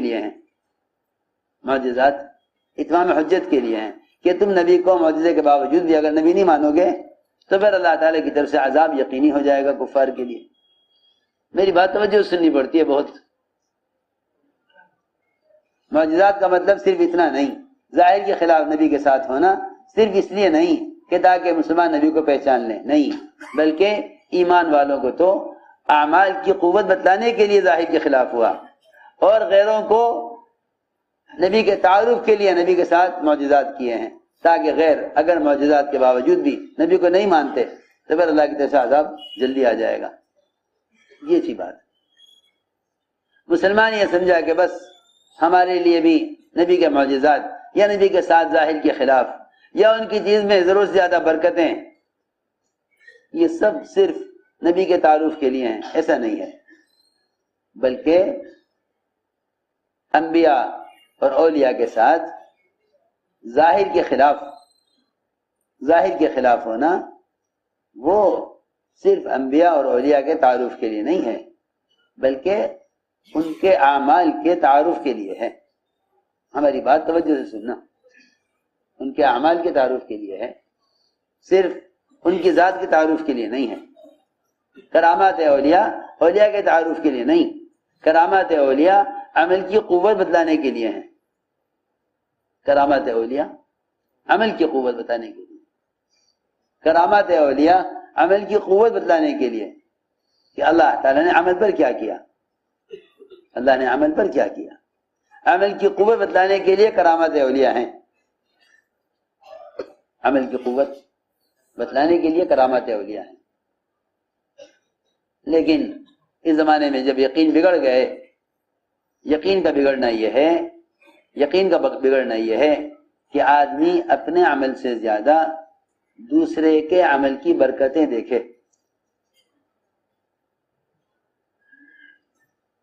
آدمی اپنے عمل سے زیادہ دوسروں کے اعمال کے اندر کامیابی دیکھے۔ ہماری بات توجہ سننا، یہ یقین کا بگاڑ ہے۔ جب یقین بگڑ جاتے ہیں تو آدمی اپنے عمل سے مایوس ہو کر دوسرے کے عمل سے کامیابی لینا چاہتا ہے، دوسرے کے عمل سے۔ یہ وجہ ہے کہ لوگ اپنی حاجتوں میں جتنا اولیاء کے پیچھے دوڑتے ہیں، اتنا اپنی حاجتوں میں اعمال کے پیچھے نہیں دوڑتے۔ اپنی حاجتوں میں اپنے اعمال کے پیچھے نہیں دوڑتے، کیونکہ وہ سمجھتے ہیں کہ اولیاء اللہ تعالیٰ کے وہ خاص بندے ہیں کہ جن کی دعا سے ہمارا کام ہو جائے گا، ہم اس قابل ہیں نہیں اور یہ اس قابل ہیں، بس لو جی قصہ ختم ہو گیا۔ جو اپنے عمل سے کامیابی نہ لے وہ دوسرے کے عمل سے کامیابی کیسے لے لے گا؟ ایسا تو ہے نہیں اللہ کا دستور کہ ہر شہر میں، ہر ملک میں، ہر علاقے میں کوئی اللہ کے ایسے مخصوص بندے ہو جائیں جن کی دعاؤں سے عوام کی گاڑی چلتی رہے۔ یہ تو کہیں ملتا نہیں، نہ قرآن میں نہ کہیں حدیث میں، کہ ہر شہر میں کوئی جیسے اللہ والے ہوں کہ اس شہر والوں کی مسائل اللہ والے حل کرا دیں، ایسا کہیں بھی نہیں ہے۔ وہ جب اپنے اعمال سے یقین ہٹ جاتا ہے تو پھر آدمی دوسرے کے عمل کی قوت، دوسرے کے عمل کی برکت سے خود فائدہ اٹھانا چاہتا ہے۔ ہم سب فرماتے تھے ہر گاڑی اپنی بتی کی روشنی میں چلتی ہے، ہر گاڑی اپنی، ہر گاڑی کے آگے کیا ہوتی ہے؟ سب سے آگے بتی ہوتی ہے۔ گاڑی کی بتی کہاں ہوتی ہے؟ پیچھے، آگے ہوتی ہے، یہاں پیچھے نہیں ہوتی، آگے ہوتی ہے۔ پیچھے تو ہلکا سا اشارہ ہوتا ہے دائیں بائیں مڑنے کے لیے، انڈیکیٹر پیچھے لگا دیتے ہیں، ورنہ اصل لائٹ تو آگے ہوتی ہے۔ یسعی نورہم بین ایدیہم، نورہم یسعی بین ایدیہم، دونوں جگہ فرمایا قرآن میں کہ اعمال میں وہ دوڑتے ہیں، اعمال میں جن کے عمل کی روشنی ان سے آگے چلتی ہے۔ ہر گاڑی اپنی بتی کی روشنی میں چلتی ہے، اس لیے ہر عمل کرنے والا اپنے اعمال کی روشنی میں آگے بڑھتا ہے، اپنے اعمال کی روشنی میں آگے بڑھتا ہے، ورنہ وہ لوگ خسارے میں اور وہ لوگ اندھیروں میں کھو جائیں گے جو دوسروں کے عمل کی روشنی لینا چاہیں گے۔ وہ یہ کہیں گے انظرونا نقتبس من نورکم، انظرونا نقتبس من نورکم، وہ یوں کہیں گے اللہ والے سے کہ بھئی دیکھو ذرا تم آہستہ چلو، ہم بھی تمہاری روشنی میں چل رہے ہیں، ہمارے پاس تو روشنی ہے نہیں، ہم بھی تمہاری روشنی میں چل رہے ہیں۔ آپ دیکھ لیجئے ذرا کسی مین روڈ پر یا کسی ہائی وے پر اگلی گاڑی کی بتی ہے، پچھلی گاڑی کے پاس بتی نہیں ہے، یہ چلے گی اس کی روشنی میں؟ جی ہاں، وہ تو اپنی روشنی سے رفتار پکڑے گی اور تیز چل کر آگے بڑھ جائے گی، اور اگر کسی موڑ پر مڑ گئی تو یہ تو بالکل ہی اندھیرے میں کھڑے رہ جائیں گے۔ ہاں جی ہاں، قرآن نے کیسا اچھا نقشہ کھینچا ہے ان لوگوں کا جو دوسروں کے اعمال سے برکت لینا چاہیں۔ اس لیے اس زمانے میں لوگ اس زمانے میں مسلمان بجائے مجیب الدعوات کو تلاش کرنے کے مستجاب الدعوات کی تلاش میں ہیں. اسی تلاش میں ہیں. ہاں پوچھتے ہیں کہ بھائی آج کل دنیا میں مستجاب الدعوات کون ہیں؟ بھائی بتاؤ ذرا، تاکہ ان کے پاس جائیں ان سے کہیں دعا کے لیے. آج کل مستجاب الدعوات ایک صاحب آئے، کہنے لگے کہ آپ کو معلوم ہے کہ آج دنیا میں آج کون بزرگ، کون اللہ والے ہیں ایسے جو مستجاب الدعوات ہوں؟ کیونکہ سنا ہے کہ ہر زمانے میں ایک ایسا آدمی ہوتا ہے جس کی دعا اللہ کے یہاں قبول ہوتی ہے. کہنے لگا جی بتا دو اس وقت مستجاب الدعوات کون سے بزرگ ہیں؟ میں نے کہا یہ تو ہمیں معلوم نہیں کہ مستجاب الدعوات کون ہے جس کی دعا اللہ کے یہاں قبول ہوتی ہو. ہاں یہ ضرور معلوم ہے کہ مجیب الدعوات کون ہے.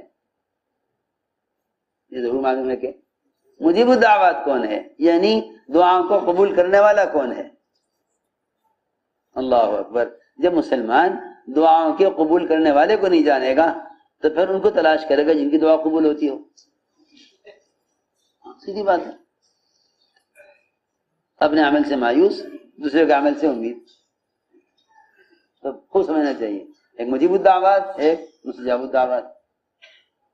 مجیب الدعوات تو خود اللہ تعالیٰ ہیں، وہ دعائیں کو قبول کرتے ہیں.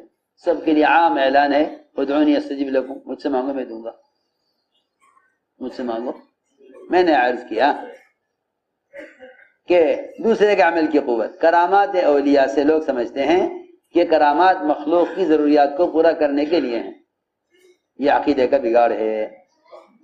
یہ عقیدے کا بگاڑ ہے کہ لوگ سمجھتے ہیں کہ کرامات اولیاء عام انسانوں کی ضرورت کو پورا کرنے کے لیے ہیں. حالانکہ ایسا نہیں ہے، بلکہ کرامات اولیاء کی حقیقت یہ ہے کہ اللہ تعالیٰ اپنے ولی کا اکرام کرتے ہیں. بس تم بھی اللہ سے تعلق قائم کر لو، اللہ تمہارے بھی اکرام کرے گا. اتنی سی بات ہے. لوگ کرامات اولیاء کو پتہ نہیں کیا سمجھتے ہیں، حالانکہ اتنی سی بات ہے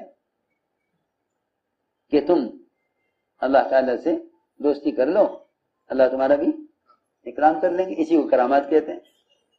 ان اکرمکم عند اللہ اتقاکم، تمہیں جتنا تقوی والا ہے وہ اللہ کے نزدیک اتنے زیادہ قابل اکرام ہے. میں نے عرض کیا کہ حضور اکرم صلی اللہ علیہ وسلم نے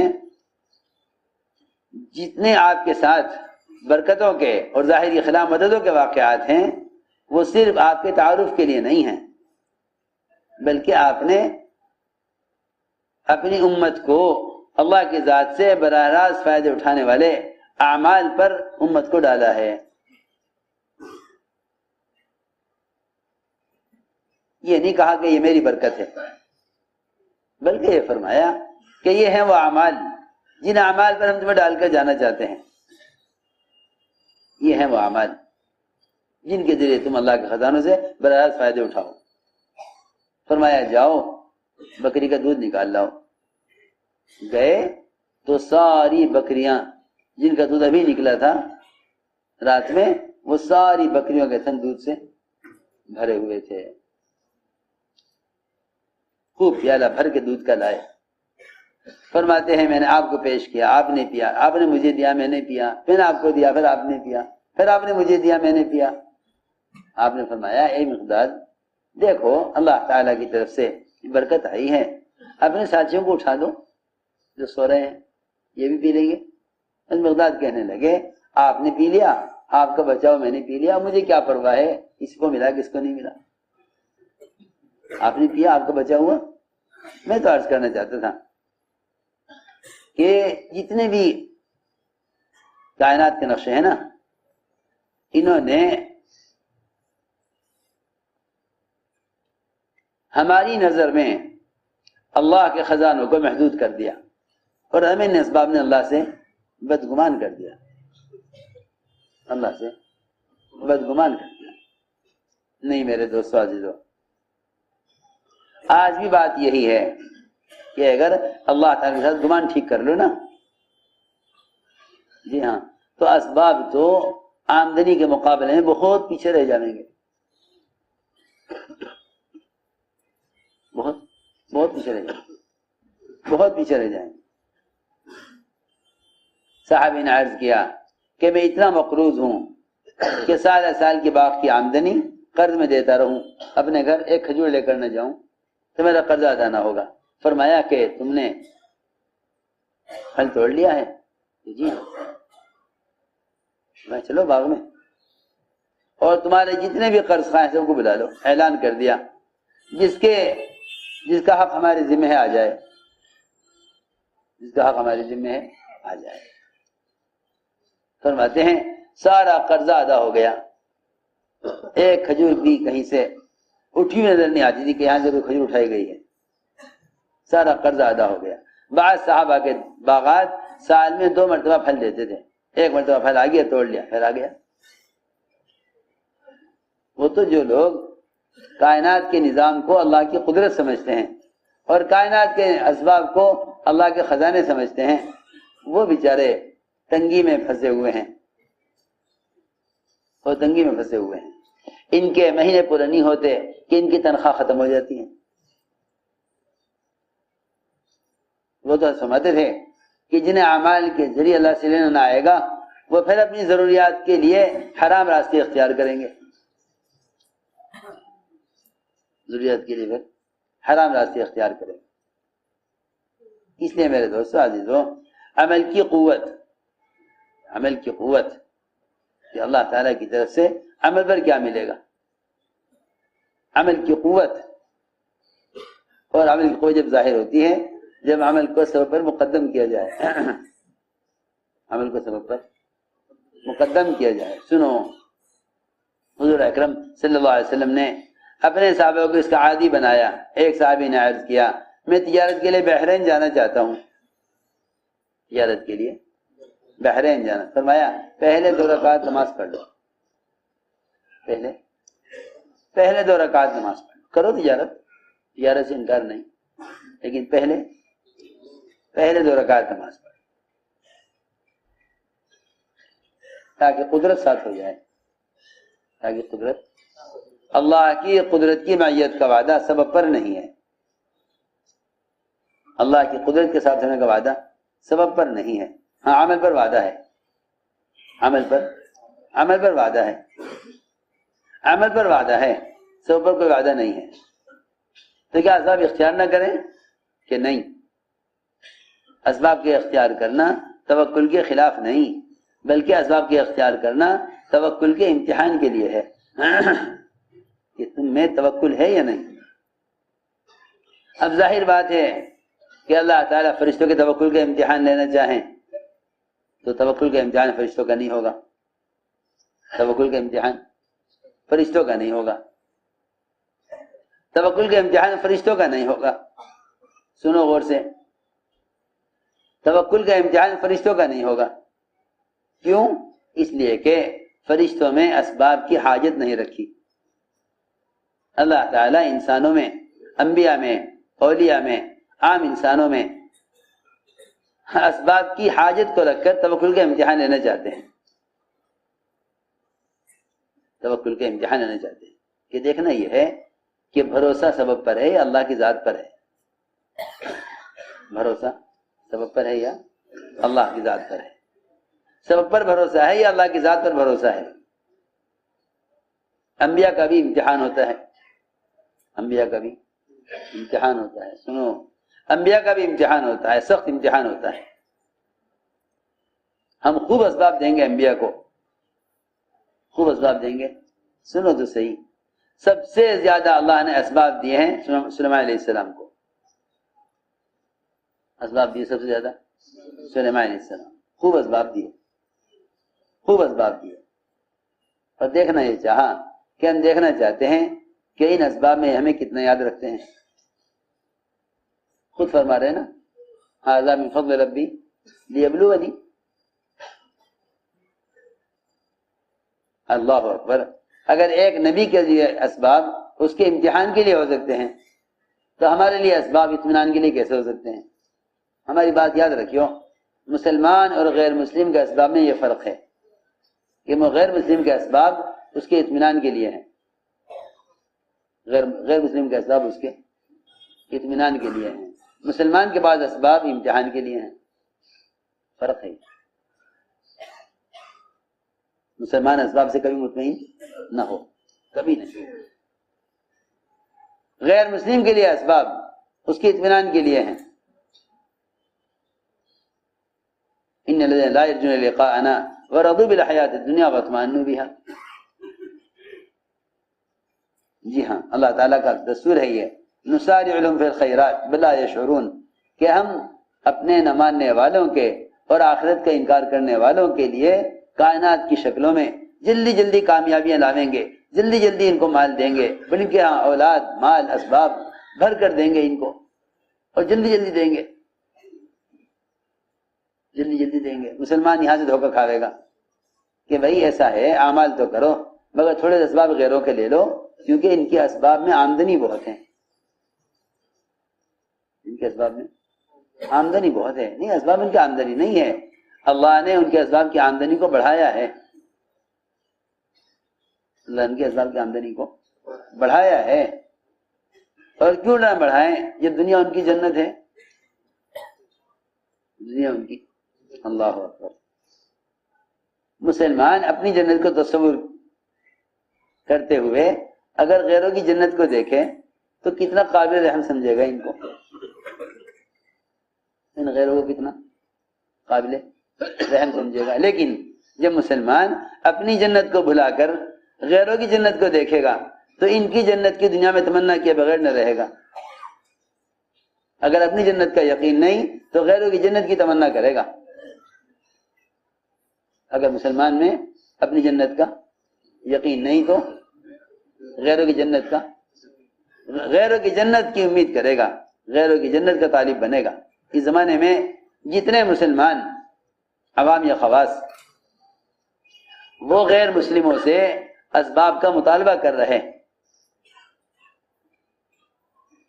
اور ان کے والے اسباب، ان کے والی شان و شوکت دنیا میں چاہتے ہیں، صرف یہ وہ ہیں جن کو اپنی جنت کا یقین نہیں، جن کو اپنی جنت کا یقین۔ اور بات بھی یہی ہے کہ بادشاہوں کا مزاج ہوتا ہے کہ ہمیشہ بادشاہوں کی نظر دوسرے ملک پر ہوتی ہے، اپنے پاس کتنا بھی مال اور اسباب اور کتنے بھی ہتھیار اور قوت ہو، لیکن آپ دیکھیں گے پوری دنیا میں کوئی مالدار سے مالدار ملک، کوئی مالدار قوی سے قوی ملک، مادی اسباب، مادی شکلوں، مادی اعتبار سے قوی سے قوی زیادہ ملک ایسا نہیں ہوگا جو کسی دوسرے ملک پر نظر نہ رکھے ہوئے ہو۔ ہر بادشاہ کی نظر دوسرے کے مال پر ہوتی ہے، اپنے مال پر نہیں ہوتی۔ صحابہ کے اقوال میں یہ بات ملتی ہے، حضرت بکر صدیق کے خطبے میں یہ بات ملتی ہے کہ ہر بادشاہ کی نظر دوسرے کے مال پر ہوتی۔ یہی مسلمان کا حال ہے اس زمانے میں کہ وہ خود اپنی جنت کو جانتے ہوئے کافروں کی جنت کے متمنی ہیں، کافروں کی جنت کے تمنا کیے ہوئے ہیں۔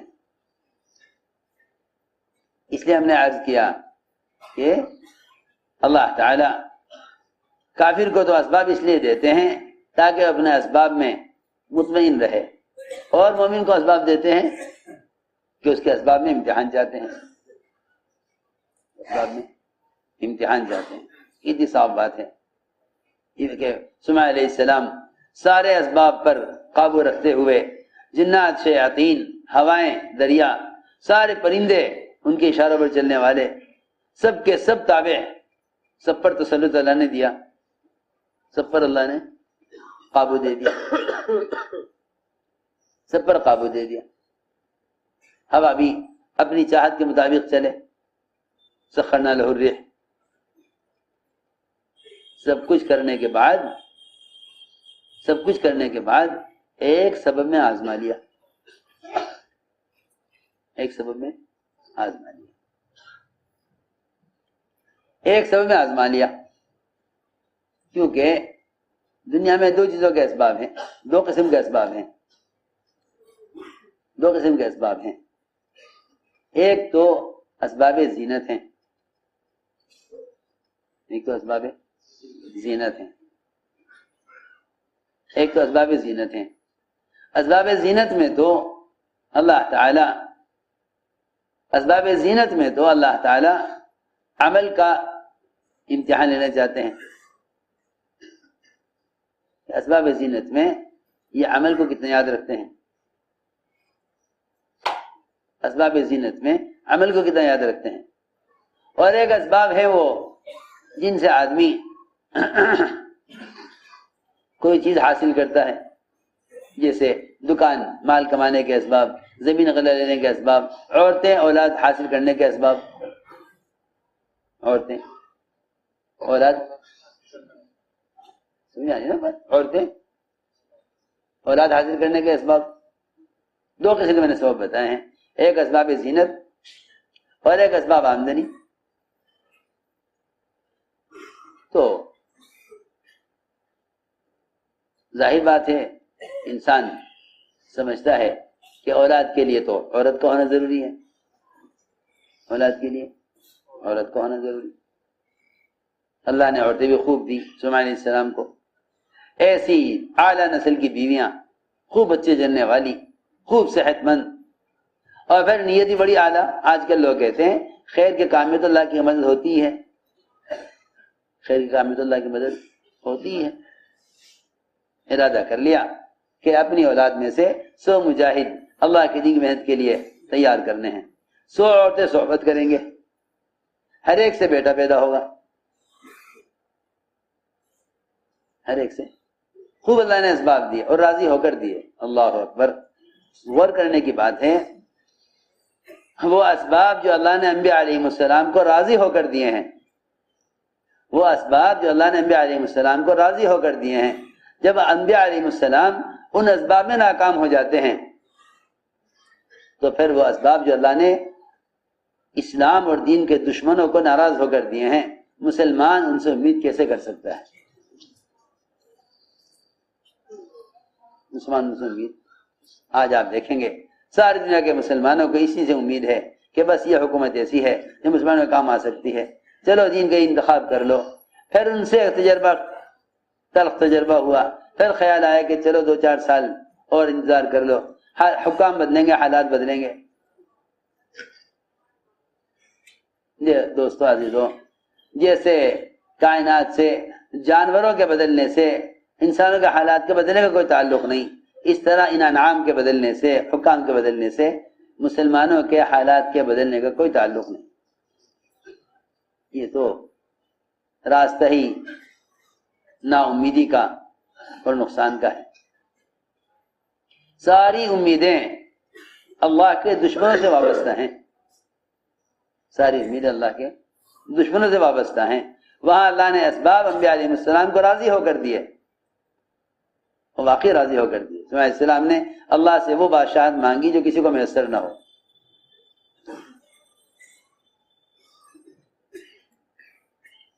لیکن امتحان میں ڈال دیا.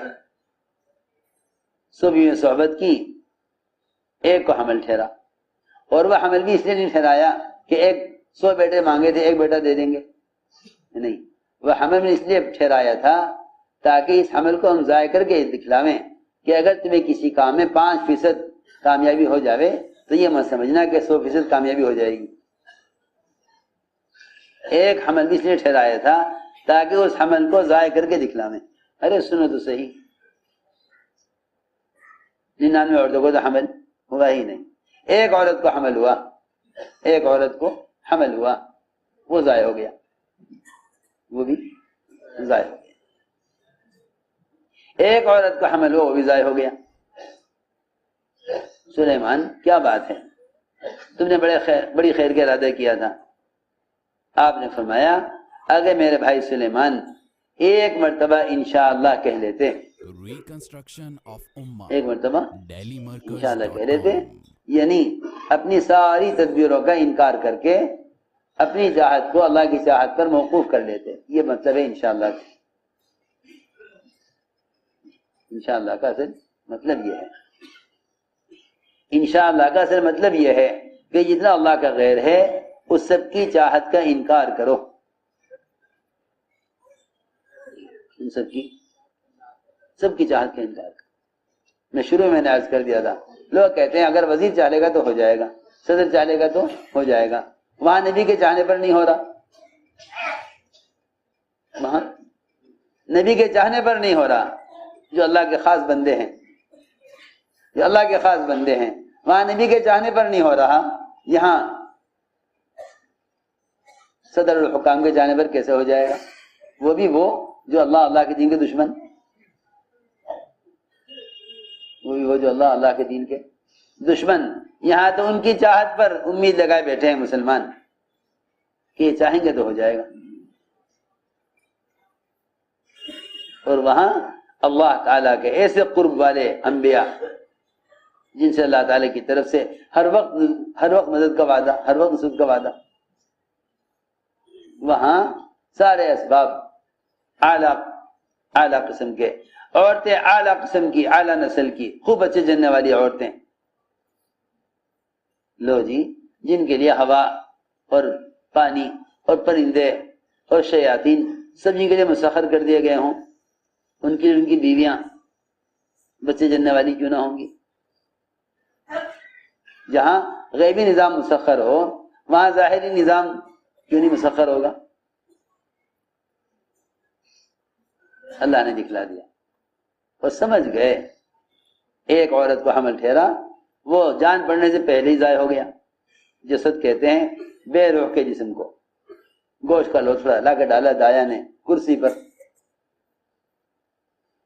کہاں القینا علی کرسی، یہی جسد دایا نے کرسی پہ لا کر ڈالا، لو جی یہ پیدا ہوا ہے۔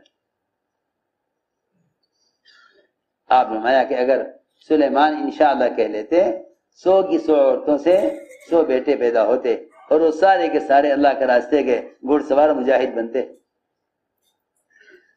میرے دوستو عزیزو، یہ ہے ساری باتیں سمجھنے کی۔ ہم سب کے دل و دماغ کو اسباب نے ایسا باندھا ہوا ہے کہ عمل تو سبب کا پابند ہے، جہاں سبب اجازت دیتا ہے وہاں عمل ہو جاتا ہے، جہاں سب اجازت نہیں دیتے وہاں عمل کو ضائع کر دیتے ہیں۔ کمائی کے لائن کے احکام، خرچ کرنے کے لائن کے احکام، حقوق کے لائن کے احکام، عبادات کی لائن کے احکام، سب کے سب ضائع ہو رہے ہیں صرف اس لیے کہ یقین شکلوں پر ہے، صرف اس لیے کہ یقین شکلوں پر ہے۔ ایسے فرماتے تھے اسباب میں حرام داخل ہی اسباب کے یقین سے ہوتا ہے۔ یہ کمانے کے لیے حرام اسباب حاصل کرتے ہیں، سود پر قرضے لیتے ہیں، پھر ان سودی قرضوں سے جو حالات آتے ہیں ان حالات کا علاج بھی سودی قرض سے کرتے ہیں۔ جی ہاں، سود سے آنے والے قرضے کا علاج بھی سود سے ہی ہوتا ہے، سود سے آنے والے قرضوں کا علاج بھی سود سے ہی کرتے ہیں۔ اس لیے دوستو عزیزو، اس ساری نقل و حرکت کا اصل مقصد یہ تھا کہ عمل کو سبب پر مقدم کرتے چلے جاؤ۔ اللہ تعالیٰ اس کے منتظر ہیں کہ میرا بندہ ایک وقت تک تو عمل کو سبب پر مقدم کرے۔ اس لیے ابن مسعود فرماتے تھے اپنی حاجتوں کو فرض نماز کے لیے مؤخر کیا کرو، حاجتوں کو فرض نماز کے لیے مؤخر کیا کرو، حاجت کو فرض نماز کے لیے مؤخر کرو، تاکہ ہم تمہیں نماز کے بعد کی دعاؤں سے ظاہر کے خلاف کر کے دکھلائیں، تمہیں ہم راستہ دکھلاویں گے، اعمال پر کامیابی دے کر تمہیں راستہ دکھلائیں گے کامیابی کا۔ مگر وہی بات ہے کہ مسلمان شکلوں میں کامیابیاں تلاش کرتا ہے اور اللہ تعالیٰ کے وعدوں کو اسباب میں تلاش کر رہا ہے، اللہ کے وعدوں کو اسباب میں تلاش کر رہا ہے، اللہ کے وعدوں کو اسباب میں تلاش کر رہا نہیں۔ بہت اصولی بات ہے، اللہ کی قدرت وعدوں کے ساتھ ہے اور وعدے حکموں کے ساتھ ہیں، قدرت وعدوں کے ساتھ، وعدے حکموں کے ساتھ۔ اس کی جتنی نقل و حرکت کے ذریعے اس کی دعوت دی جاوے گی، نقل و حرکت کے ذریعے جتنی اس کی دعوت دی جاوے گی اتنا ہی اللہ تعالیٰ کے وعدوں کا یقین دلوں میں تازہ ہوگا۔ اس لیے ہماری ساری محنت کا اصل مقصد ہے نقل و حرکت کے ذریعے، اعمال کے ذریعے یقین کو شکلوں سے حکموں کی طرف پھیرنا۔ اللہ تعالیٰ نے اس نقل و حرکت میں یقین اور ماحول کی تبدیلی رکھی ہے۔ نقل و حرکت میں یقین اور ماحول کی تبدیلی رکھی ہے، یقین ماحول کی تبدیلی نقل و حرکت میں رکھی ہے۔ یہ تو آپ کو ملے گا صحابہ کی زندگی میں کہ صبح سے لے کر شام تک کی کارگزاری ہے۔ ایک صحابی قوم کو دعوت دینے گئے، شام تک ساری قوم اسلام میں داخل ہو گئی اور نمازیں ہونے لگی، مسجدیں بننے لگی، اذانیں ہونے لگی، صبح سے شام تک۔ ماحول کی اور یقین کی تبدیلی اللہ نے دعوت میں رکھی ہے، کیونکہ میں نے عرض کیا کہ عملی سرمایہ انسان ہے۔ جب تک انسان خود دعوت عبادت کے لیے استعمال نہ ہوگا، انسان جب تک خود دعوت عبادت کے لیے استعمال نہ ہوگا، عملی سرمایہ خود انسان ہے۔ عملی سرمایہ خود انسان ہے۔ باہر کی جتنی بھی شکلیں ہیں یہ عملی سرمایہ نہیں ہے۔ باہر کی جتنی شکلیں ہیں عملی سرمایہ نہیں ہے۔ عملی سرمایہ انسان ہے۔ عملی سرمایہ انسان ہے۔ جو عمل انسان کی اعضاء سے بنے گا اس کا اثر پڑے گا۔ نیک تو پھر خیر کی شکلیں بنیں گی، اور برے اعمال ظاہر ہوں گے تو پھر کائنات میں فساد کی اور نقصان کی شکلیں بنیں گی۔ اصل کائنات مسلمان ہے۔ اصل کائنات مسلمان ہے، غیر مسلم اصل کائنات نہیں ہے۔ جس طرح جانور اصل کائنات نہیں ہے، جانور اصل کائنات نہیں ہے۔ جانوروں کو جو راحت ملے گی وہ مسلمان کے عمل سے ملے گی۔ ایسے ہی اغیار کو راحت ملے گی، مسلمان کے عمل سے ملے گی۔ مسلمان کے عمل سے ملے گی۔ مسلمان اصل کائنات ہے، اغیار اصل کائنات نہیں ہے۔ بس جن مسلمانوں کا یقین کائنات پر ہے وہ غیروں کو اصل کائنات سمجھتے ہیں۔ وہ سمجھتے ہیں جن کا آدمی اقتدار ہے وہ اصل کائنات ہیں۔ اللہ فرماتے ہیں جن کے پاس میرے احکام ہیں وہ اصل کائنات ہیں۔ اتنی سی بات۔ اللہ تعالیٰ یہ فرماتے ہیں جن کے پاس میرے احکام ہیں وہ اصل کائنات ہیں۔ مسلمان یہ سمجھتا ہے جن کے ہاتھ میں اقتدار ہے وہ اصل کائنات ہیں۔ بس عزم کر لو اس بات کا، ہمیں کوئی حاجت پیش آئے گی ہم عمل کو سب پر مقدم کریں گے۔ وہ تو اصل میں حاجت کے پیش آتے ہی سب کا خیال آتا ہے۔ یہ شیطان لگا رہتا ہے، شیطان ایسا لگا ہوا ہے جیسے ہی کوئی حاجت پیش آئے گی شیطان فوراً سب یاد دلاوے گا۔ شیطان فوراً سب یاد دلائے گا۔ اس حاجت کے لیے یہ سبب، اس حاجت کے لیے یہ سبب، ساری حاجتیں اسباب پر ایسی تقسیم کر دے گا اور ساری حاجتوں کا اسباب کے ساتھ ایسا باندھ دے گا کہ عمل کا تو خیال بھی نہیں آئے گا۔ لوگ اسباب کے استعمال میں عمل کو ضائع کرتے ہیں۔ ابھی تو مریض کو لے چلو، نماز بعد میں پڑھ لیں گے، نماز بعد میں پڑھ لیں گے، ابھی تو مریض کی حالت ایسی ہے اسے پہلے لے چلو۔ ہائے اللہ تعالیٰ کوئی بھی حالت، کوئی بھی حادثہ، کوئی بھی پریشانی لا کر صرف یہ دیکھنا چاہتے ہیں کہ عمل کو مقدم کرتا ہے یا سبب کو۔ اگر سبب کو مقدم کرے تو پھر یہ اسباب کے حوالے، اور اگر عمل کو مقدم کرے تو ہمارے حوالے۔ کتنی آسان بات ہے۔ عمل کو مقدم کرے تو یہ ہمارے حوالے، ہم دیکھیں گے، اور اگر کرے سبب کو مقدم تو پھر سبب کے حوالے، تم جانو تمہارے اسباب جانو۔ صحابہ کرام سے اعمال کو اسباب پر مقدم کرا کے انہیں دعا والا بنایا تھا، ان کو دعا والا بنایا تھا۔ بس اس کا عزم کرو کہ انشاءاللہ ہمیں خود بھی اس مزاج پر آنا ہے۔ ہاں، ہم اسباب ترک کرنے کو نہیں کہتے، لیکن اسباب کو اتنا مؤخر کرو کہ اعمال سے کامیابیاں نظر آنے لگیں۔ اسباب کو مؤخر کرنے کو کہتے ہیں، ترک کرنے کو۔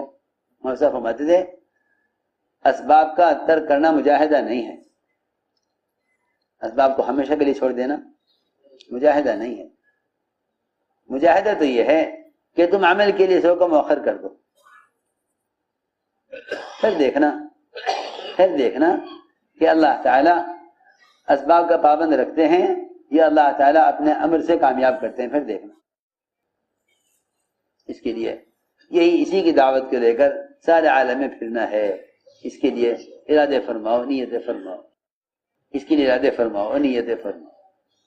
ہم سمجھتے تھے دعوت دینے کا مقصد ہی یہ ہے تاکہ عمل اور دعا کی قوت ظاہر ہو جائے، عمل اور دعا کی قوت ظاہر ہو جائے۔ اس کے لیے عزم کرو، ارادے کرو۔ جو علماء سال لگائے ہوئے ہیں وہ بیرون کے لیے باہر عرب کے سال میں کو پیش کریں، جو علماء جو جارماں لگائے ہوئے ہیں وہ کھلے خط کے ساتھ باہر کے ملکوں کے لیے اپنا پیش کریں۔ جی بھائی فرمائے، جن کا سال پورا ہوگا تو اسے سال کی بعد دوسرا سال کہاں سے بھائی؟ کہاں سے؟ معاونات بن جا، اللہ قبول فرمائے۔ ہاں بھائی اور فرما جی، دوسرا کہاں سے بھائی؟ اللہ قبول فرمائے۔ اور فرما جی بھائی، جی عرب سال کے لیے ماشاءاللہ، کہاں سے؟ پونا سے، اللہ قبول فرمائے۔ اور فرمائے اور فرمائے جی 6 مہینے ماشاءاللہ، اللہ قبول فرمائے۔ ہاں بھائی اسی طرح بولیں، جن کے 4 مہینے ہو چکے 5 مہینے کے لیے بولے بھائی کھلے خرچ کے ساتھ۔ سال کے لیے کہاں سے بھائی؟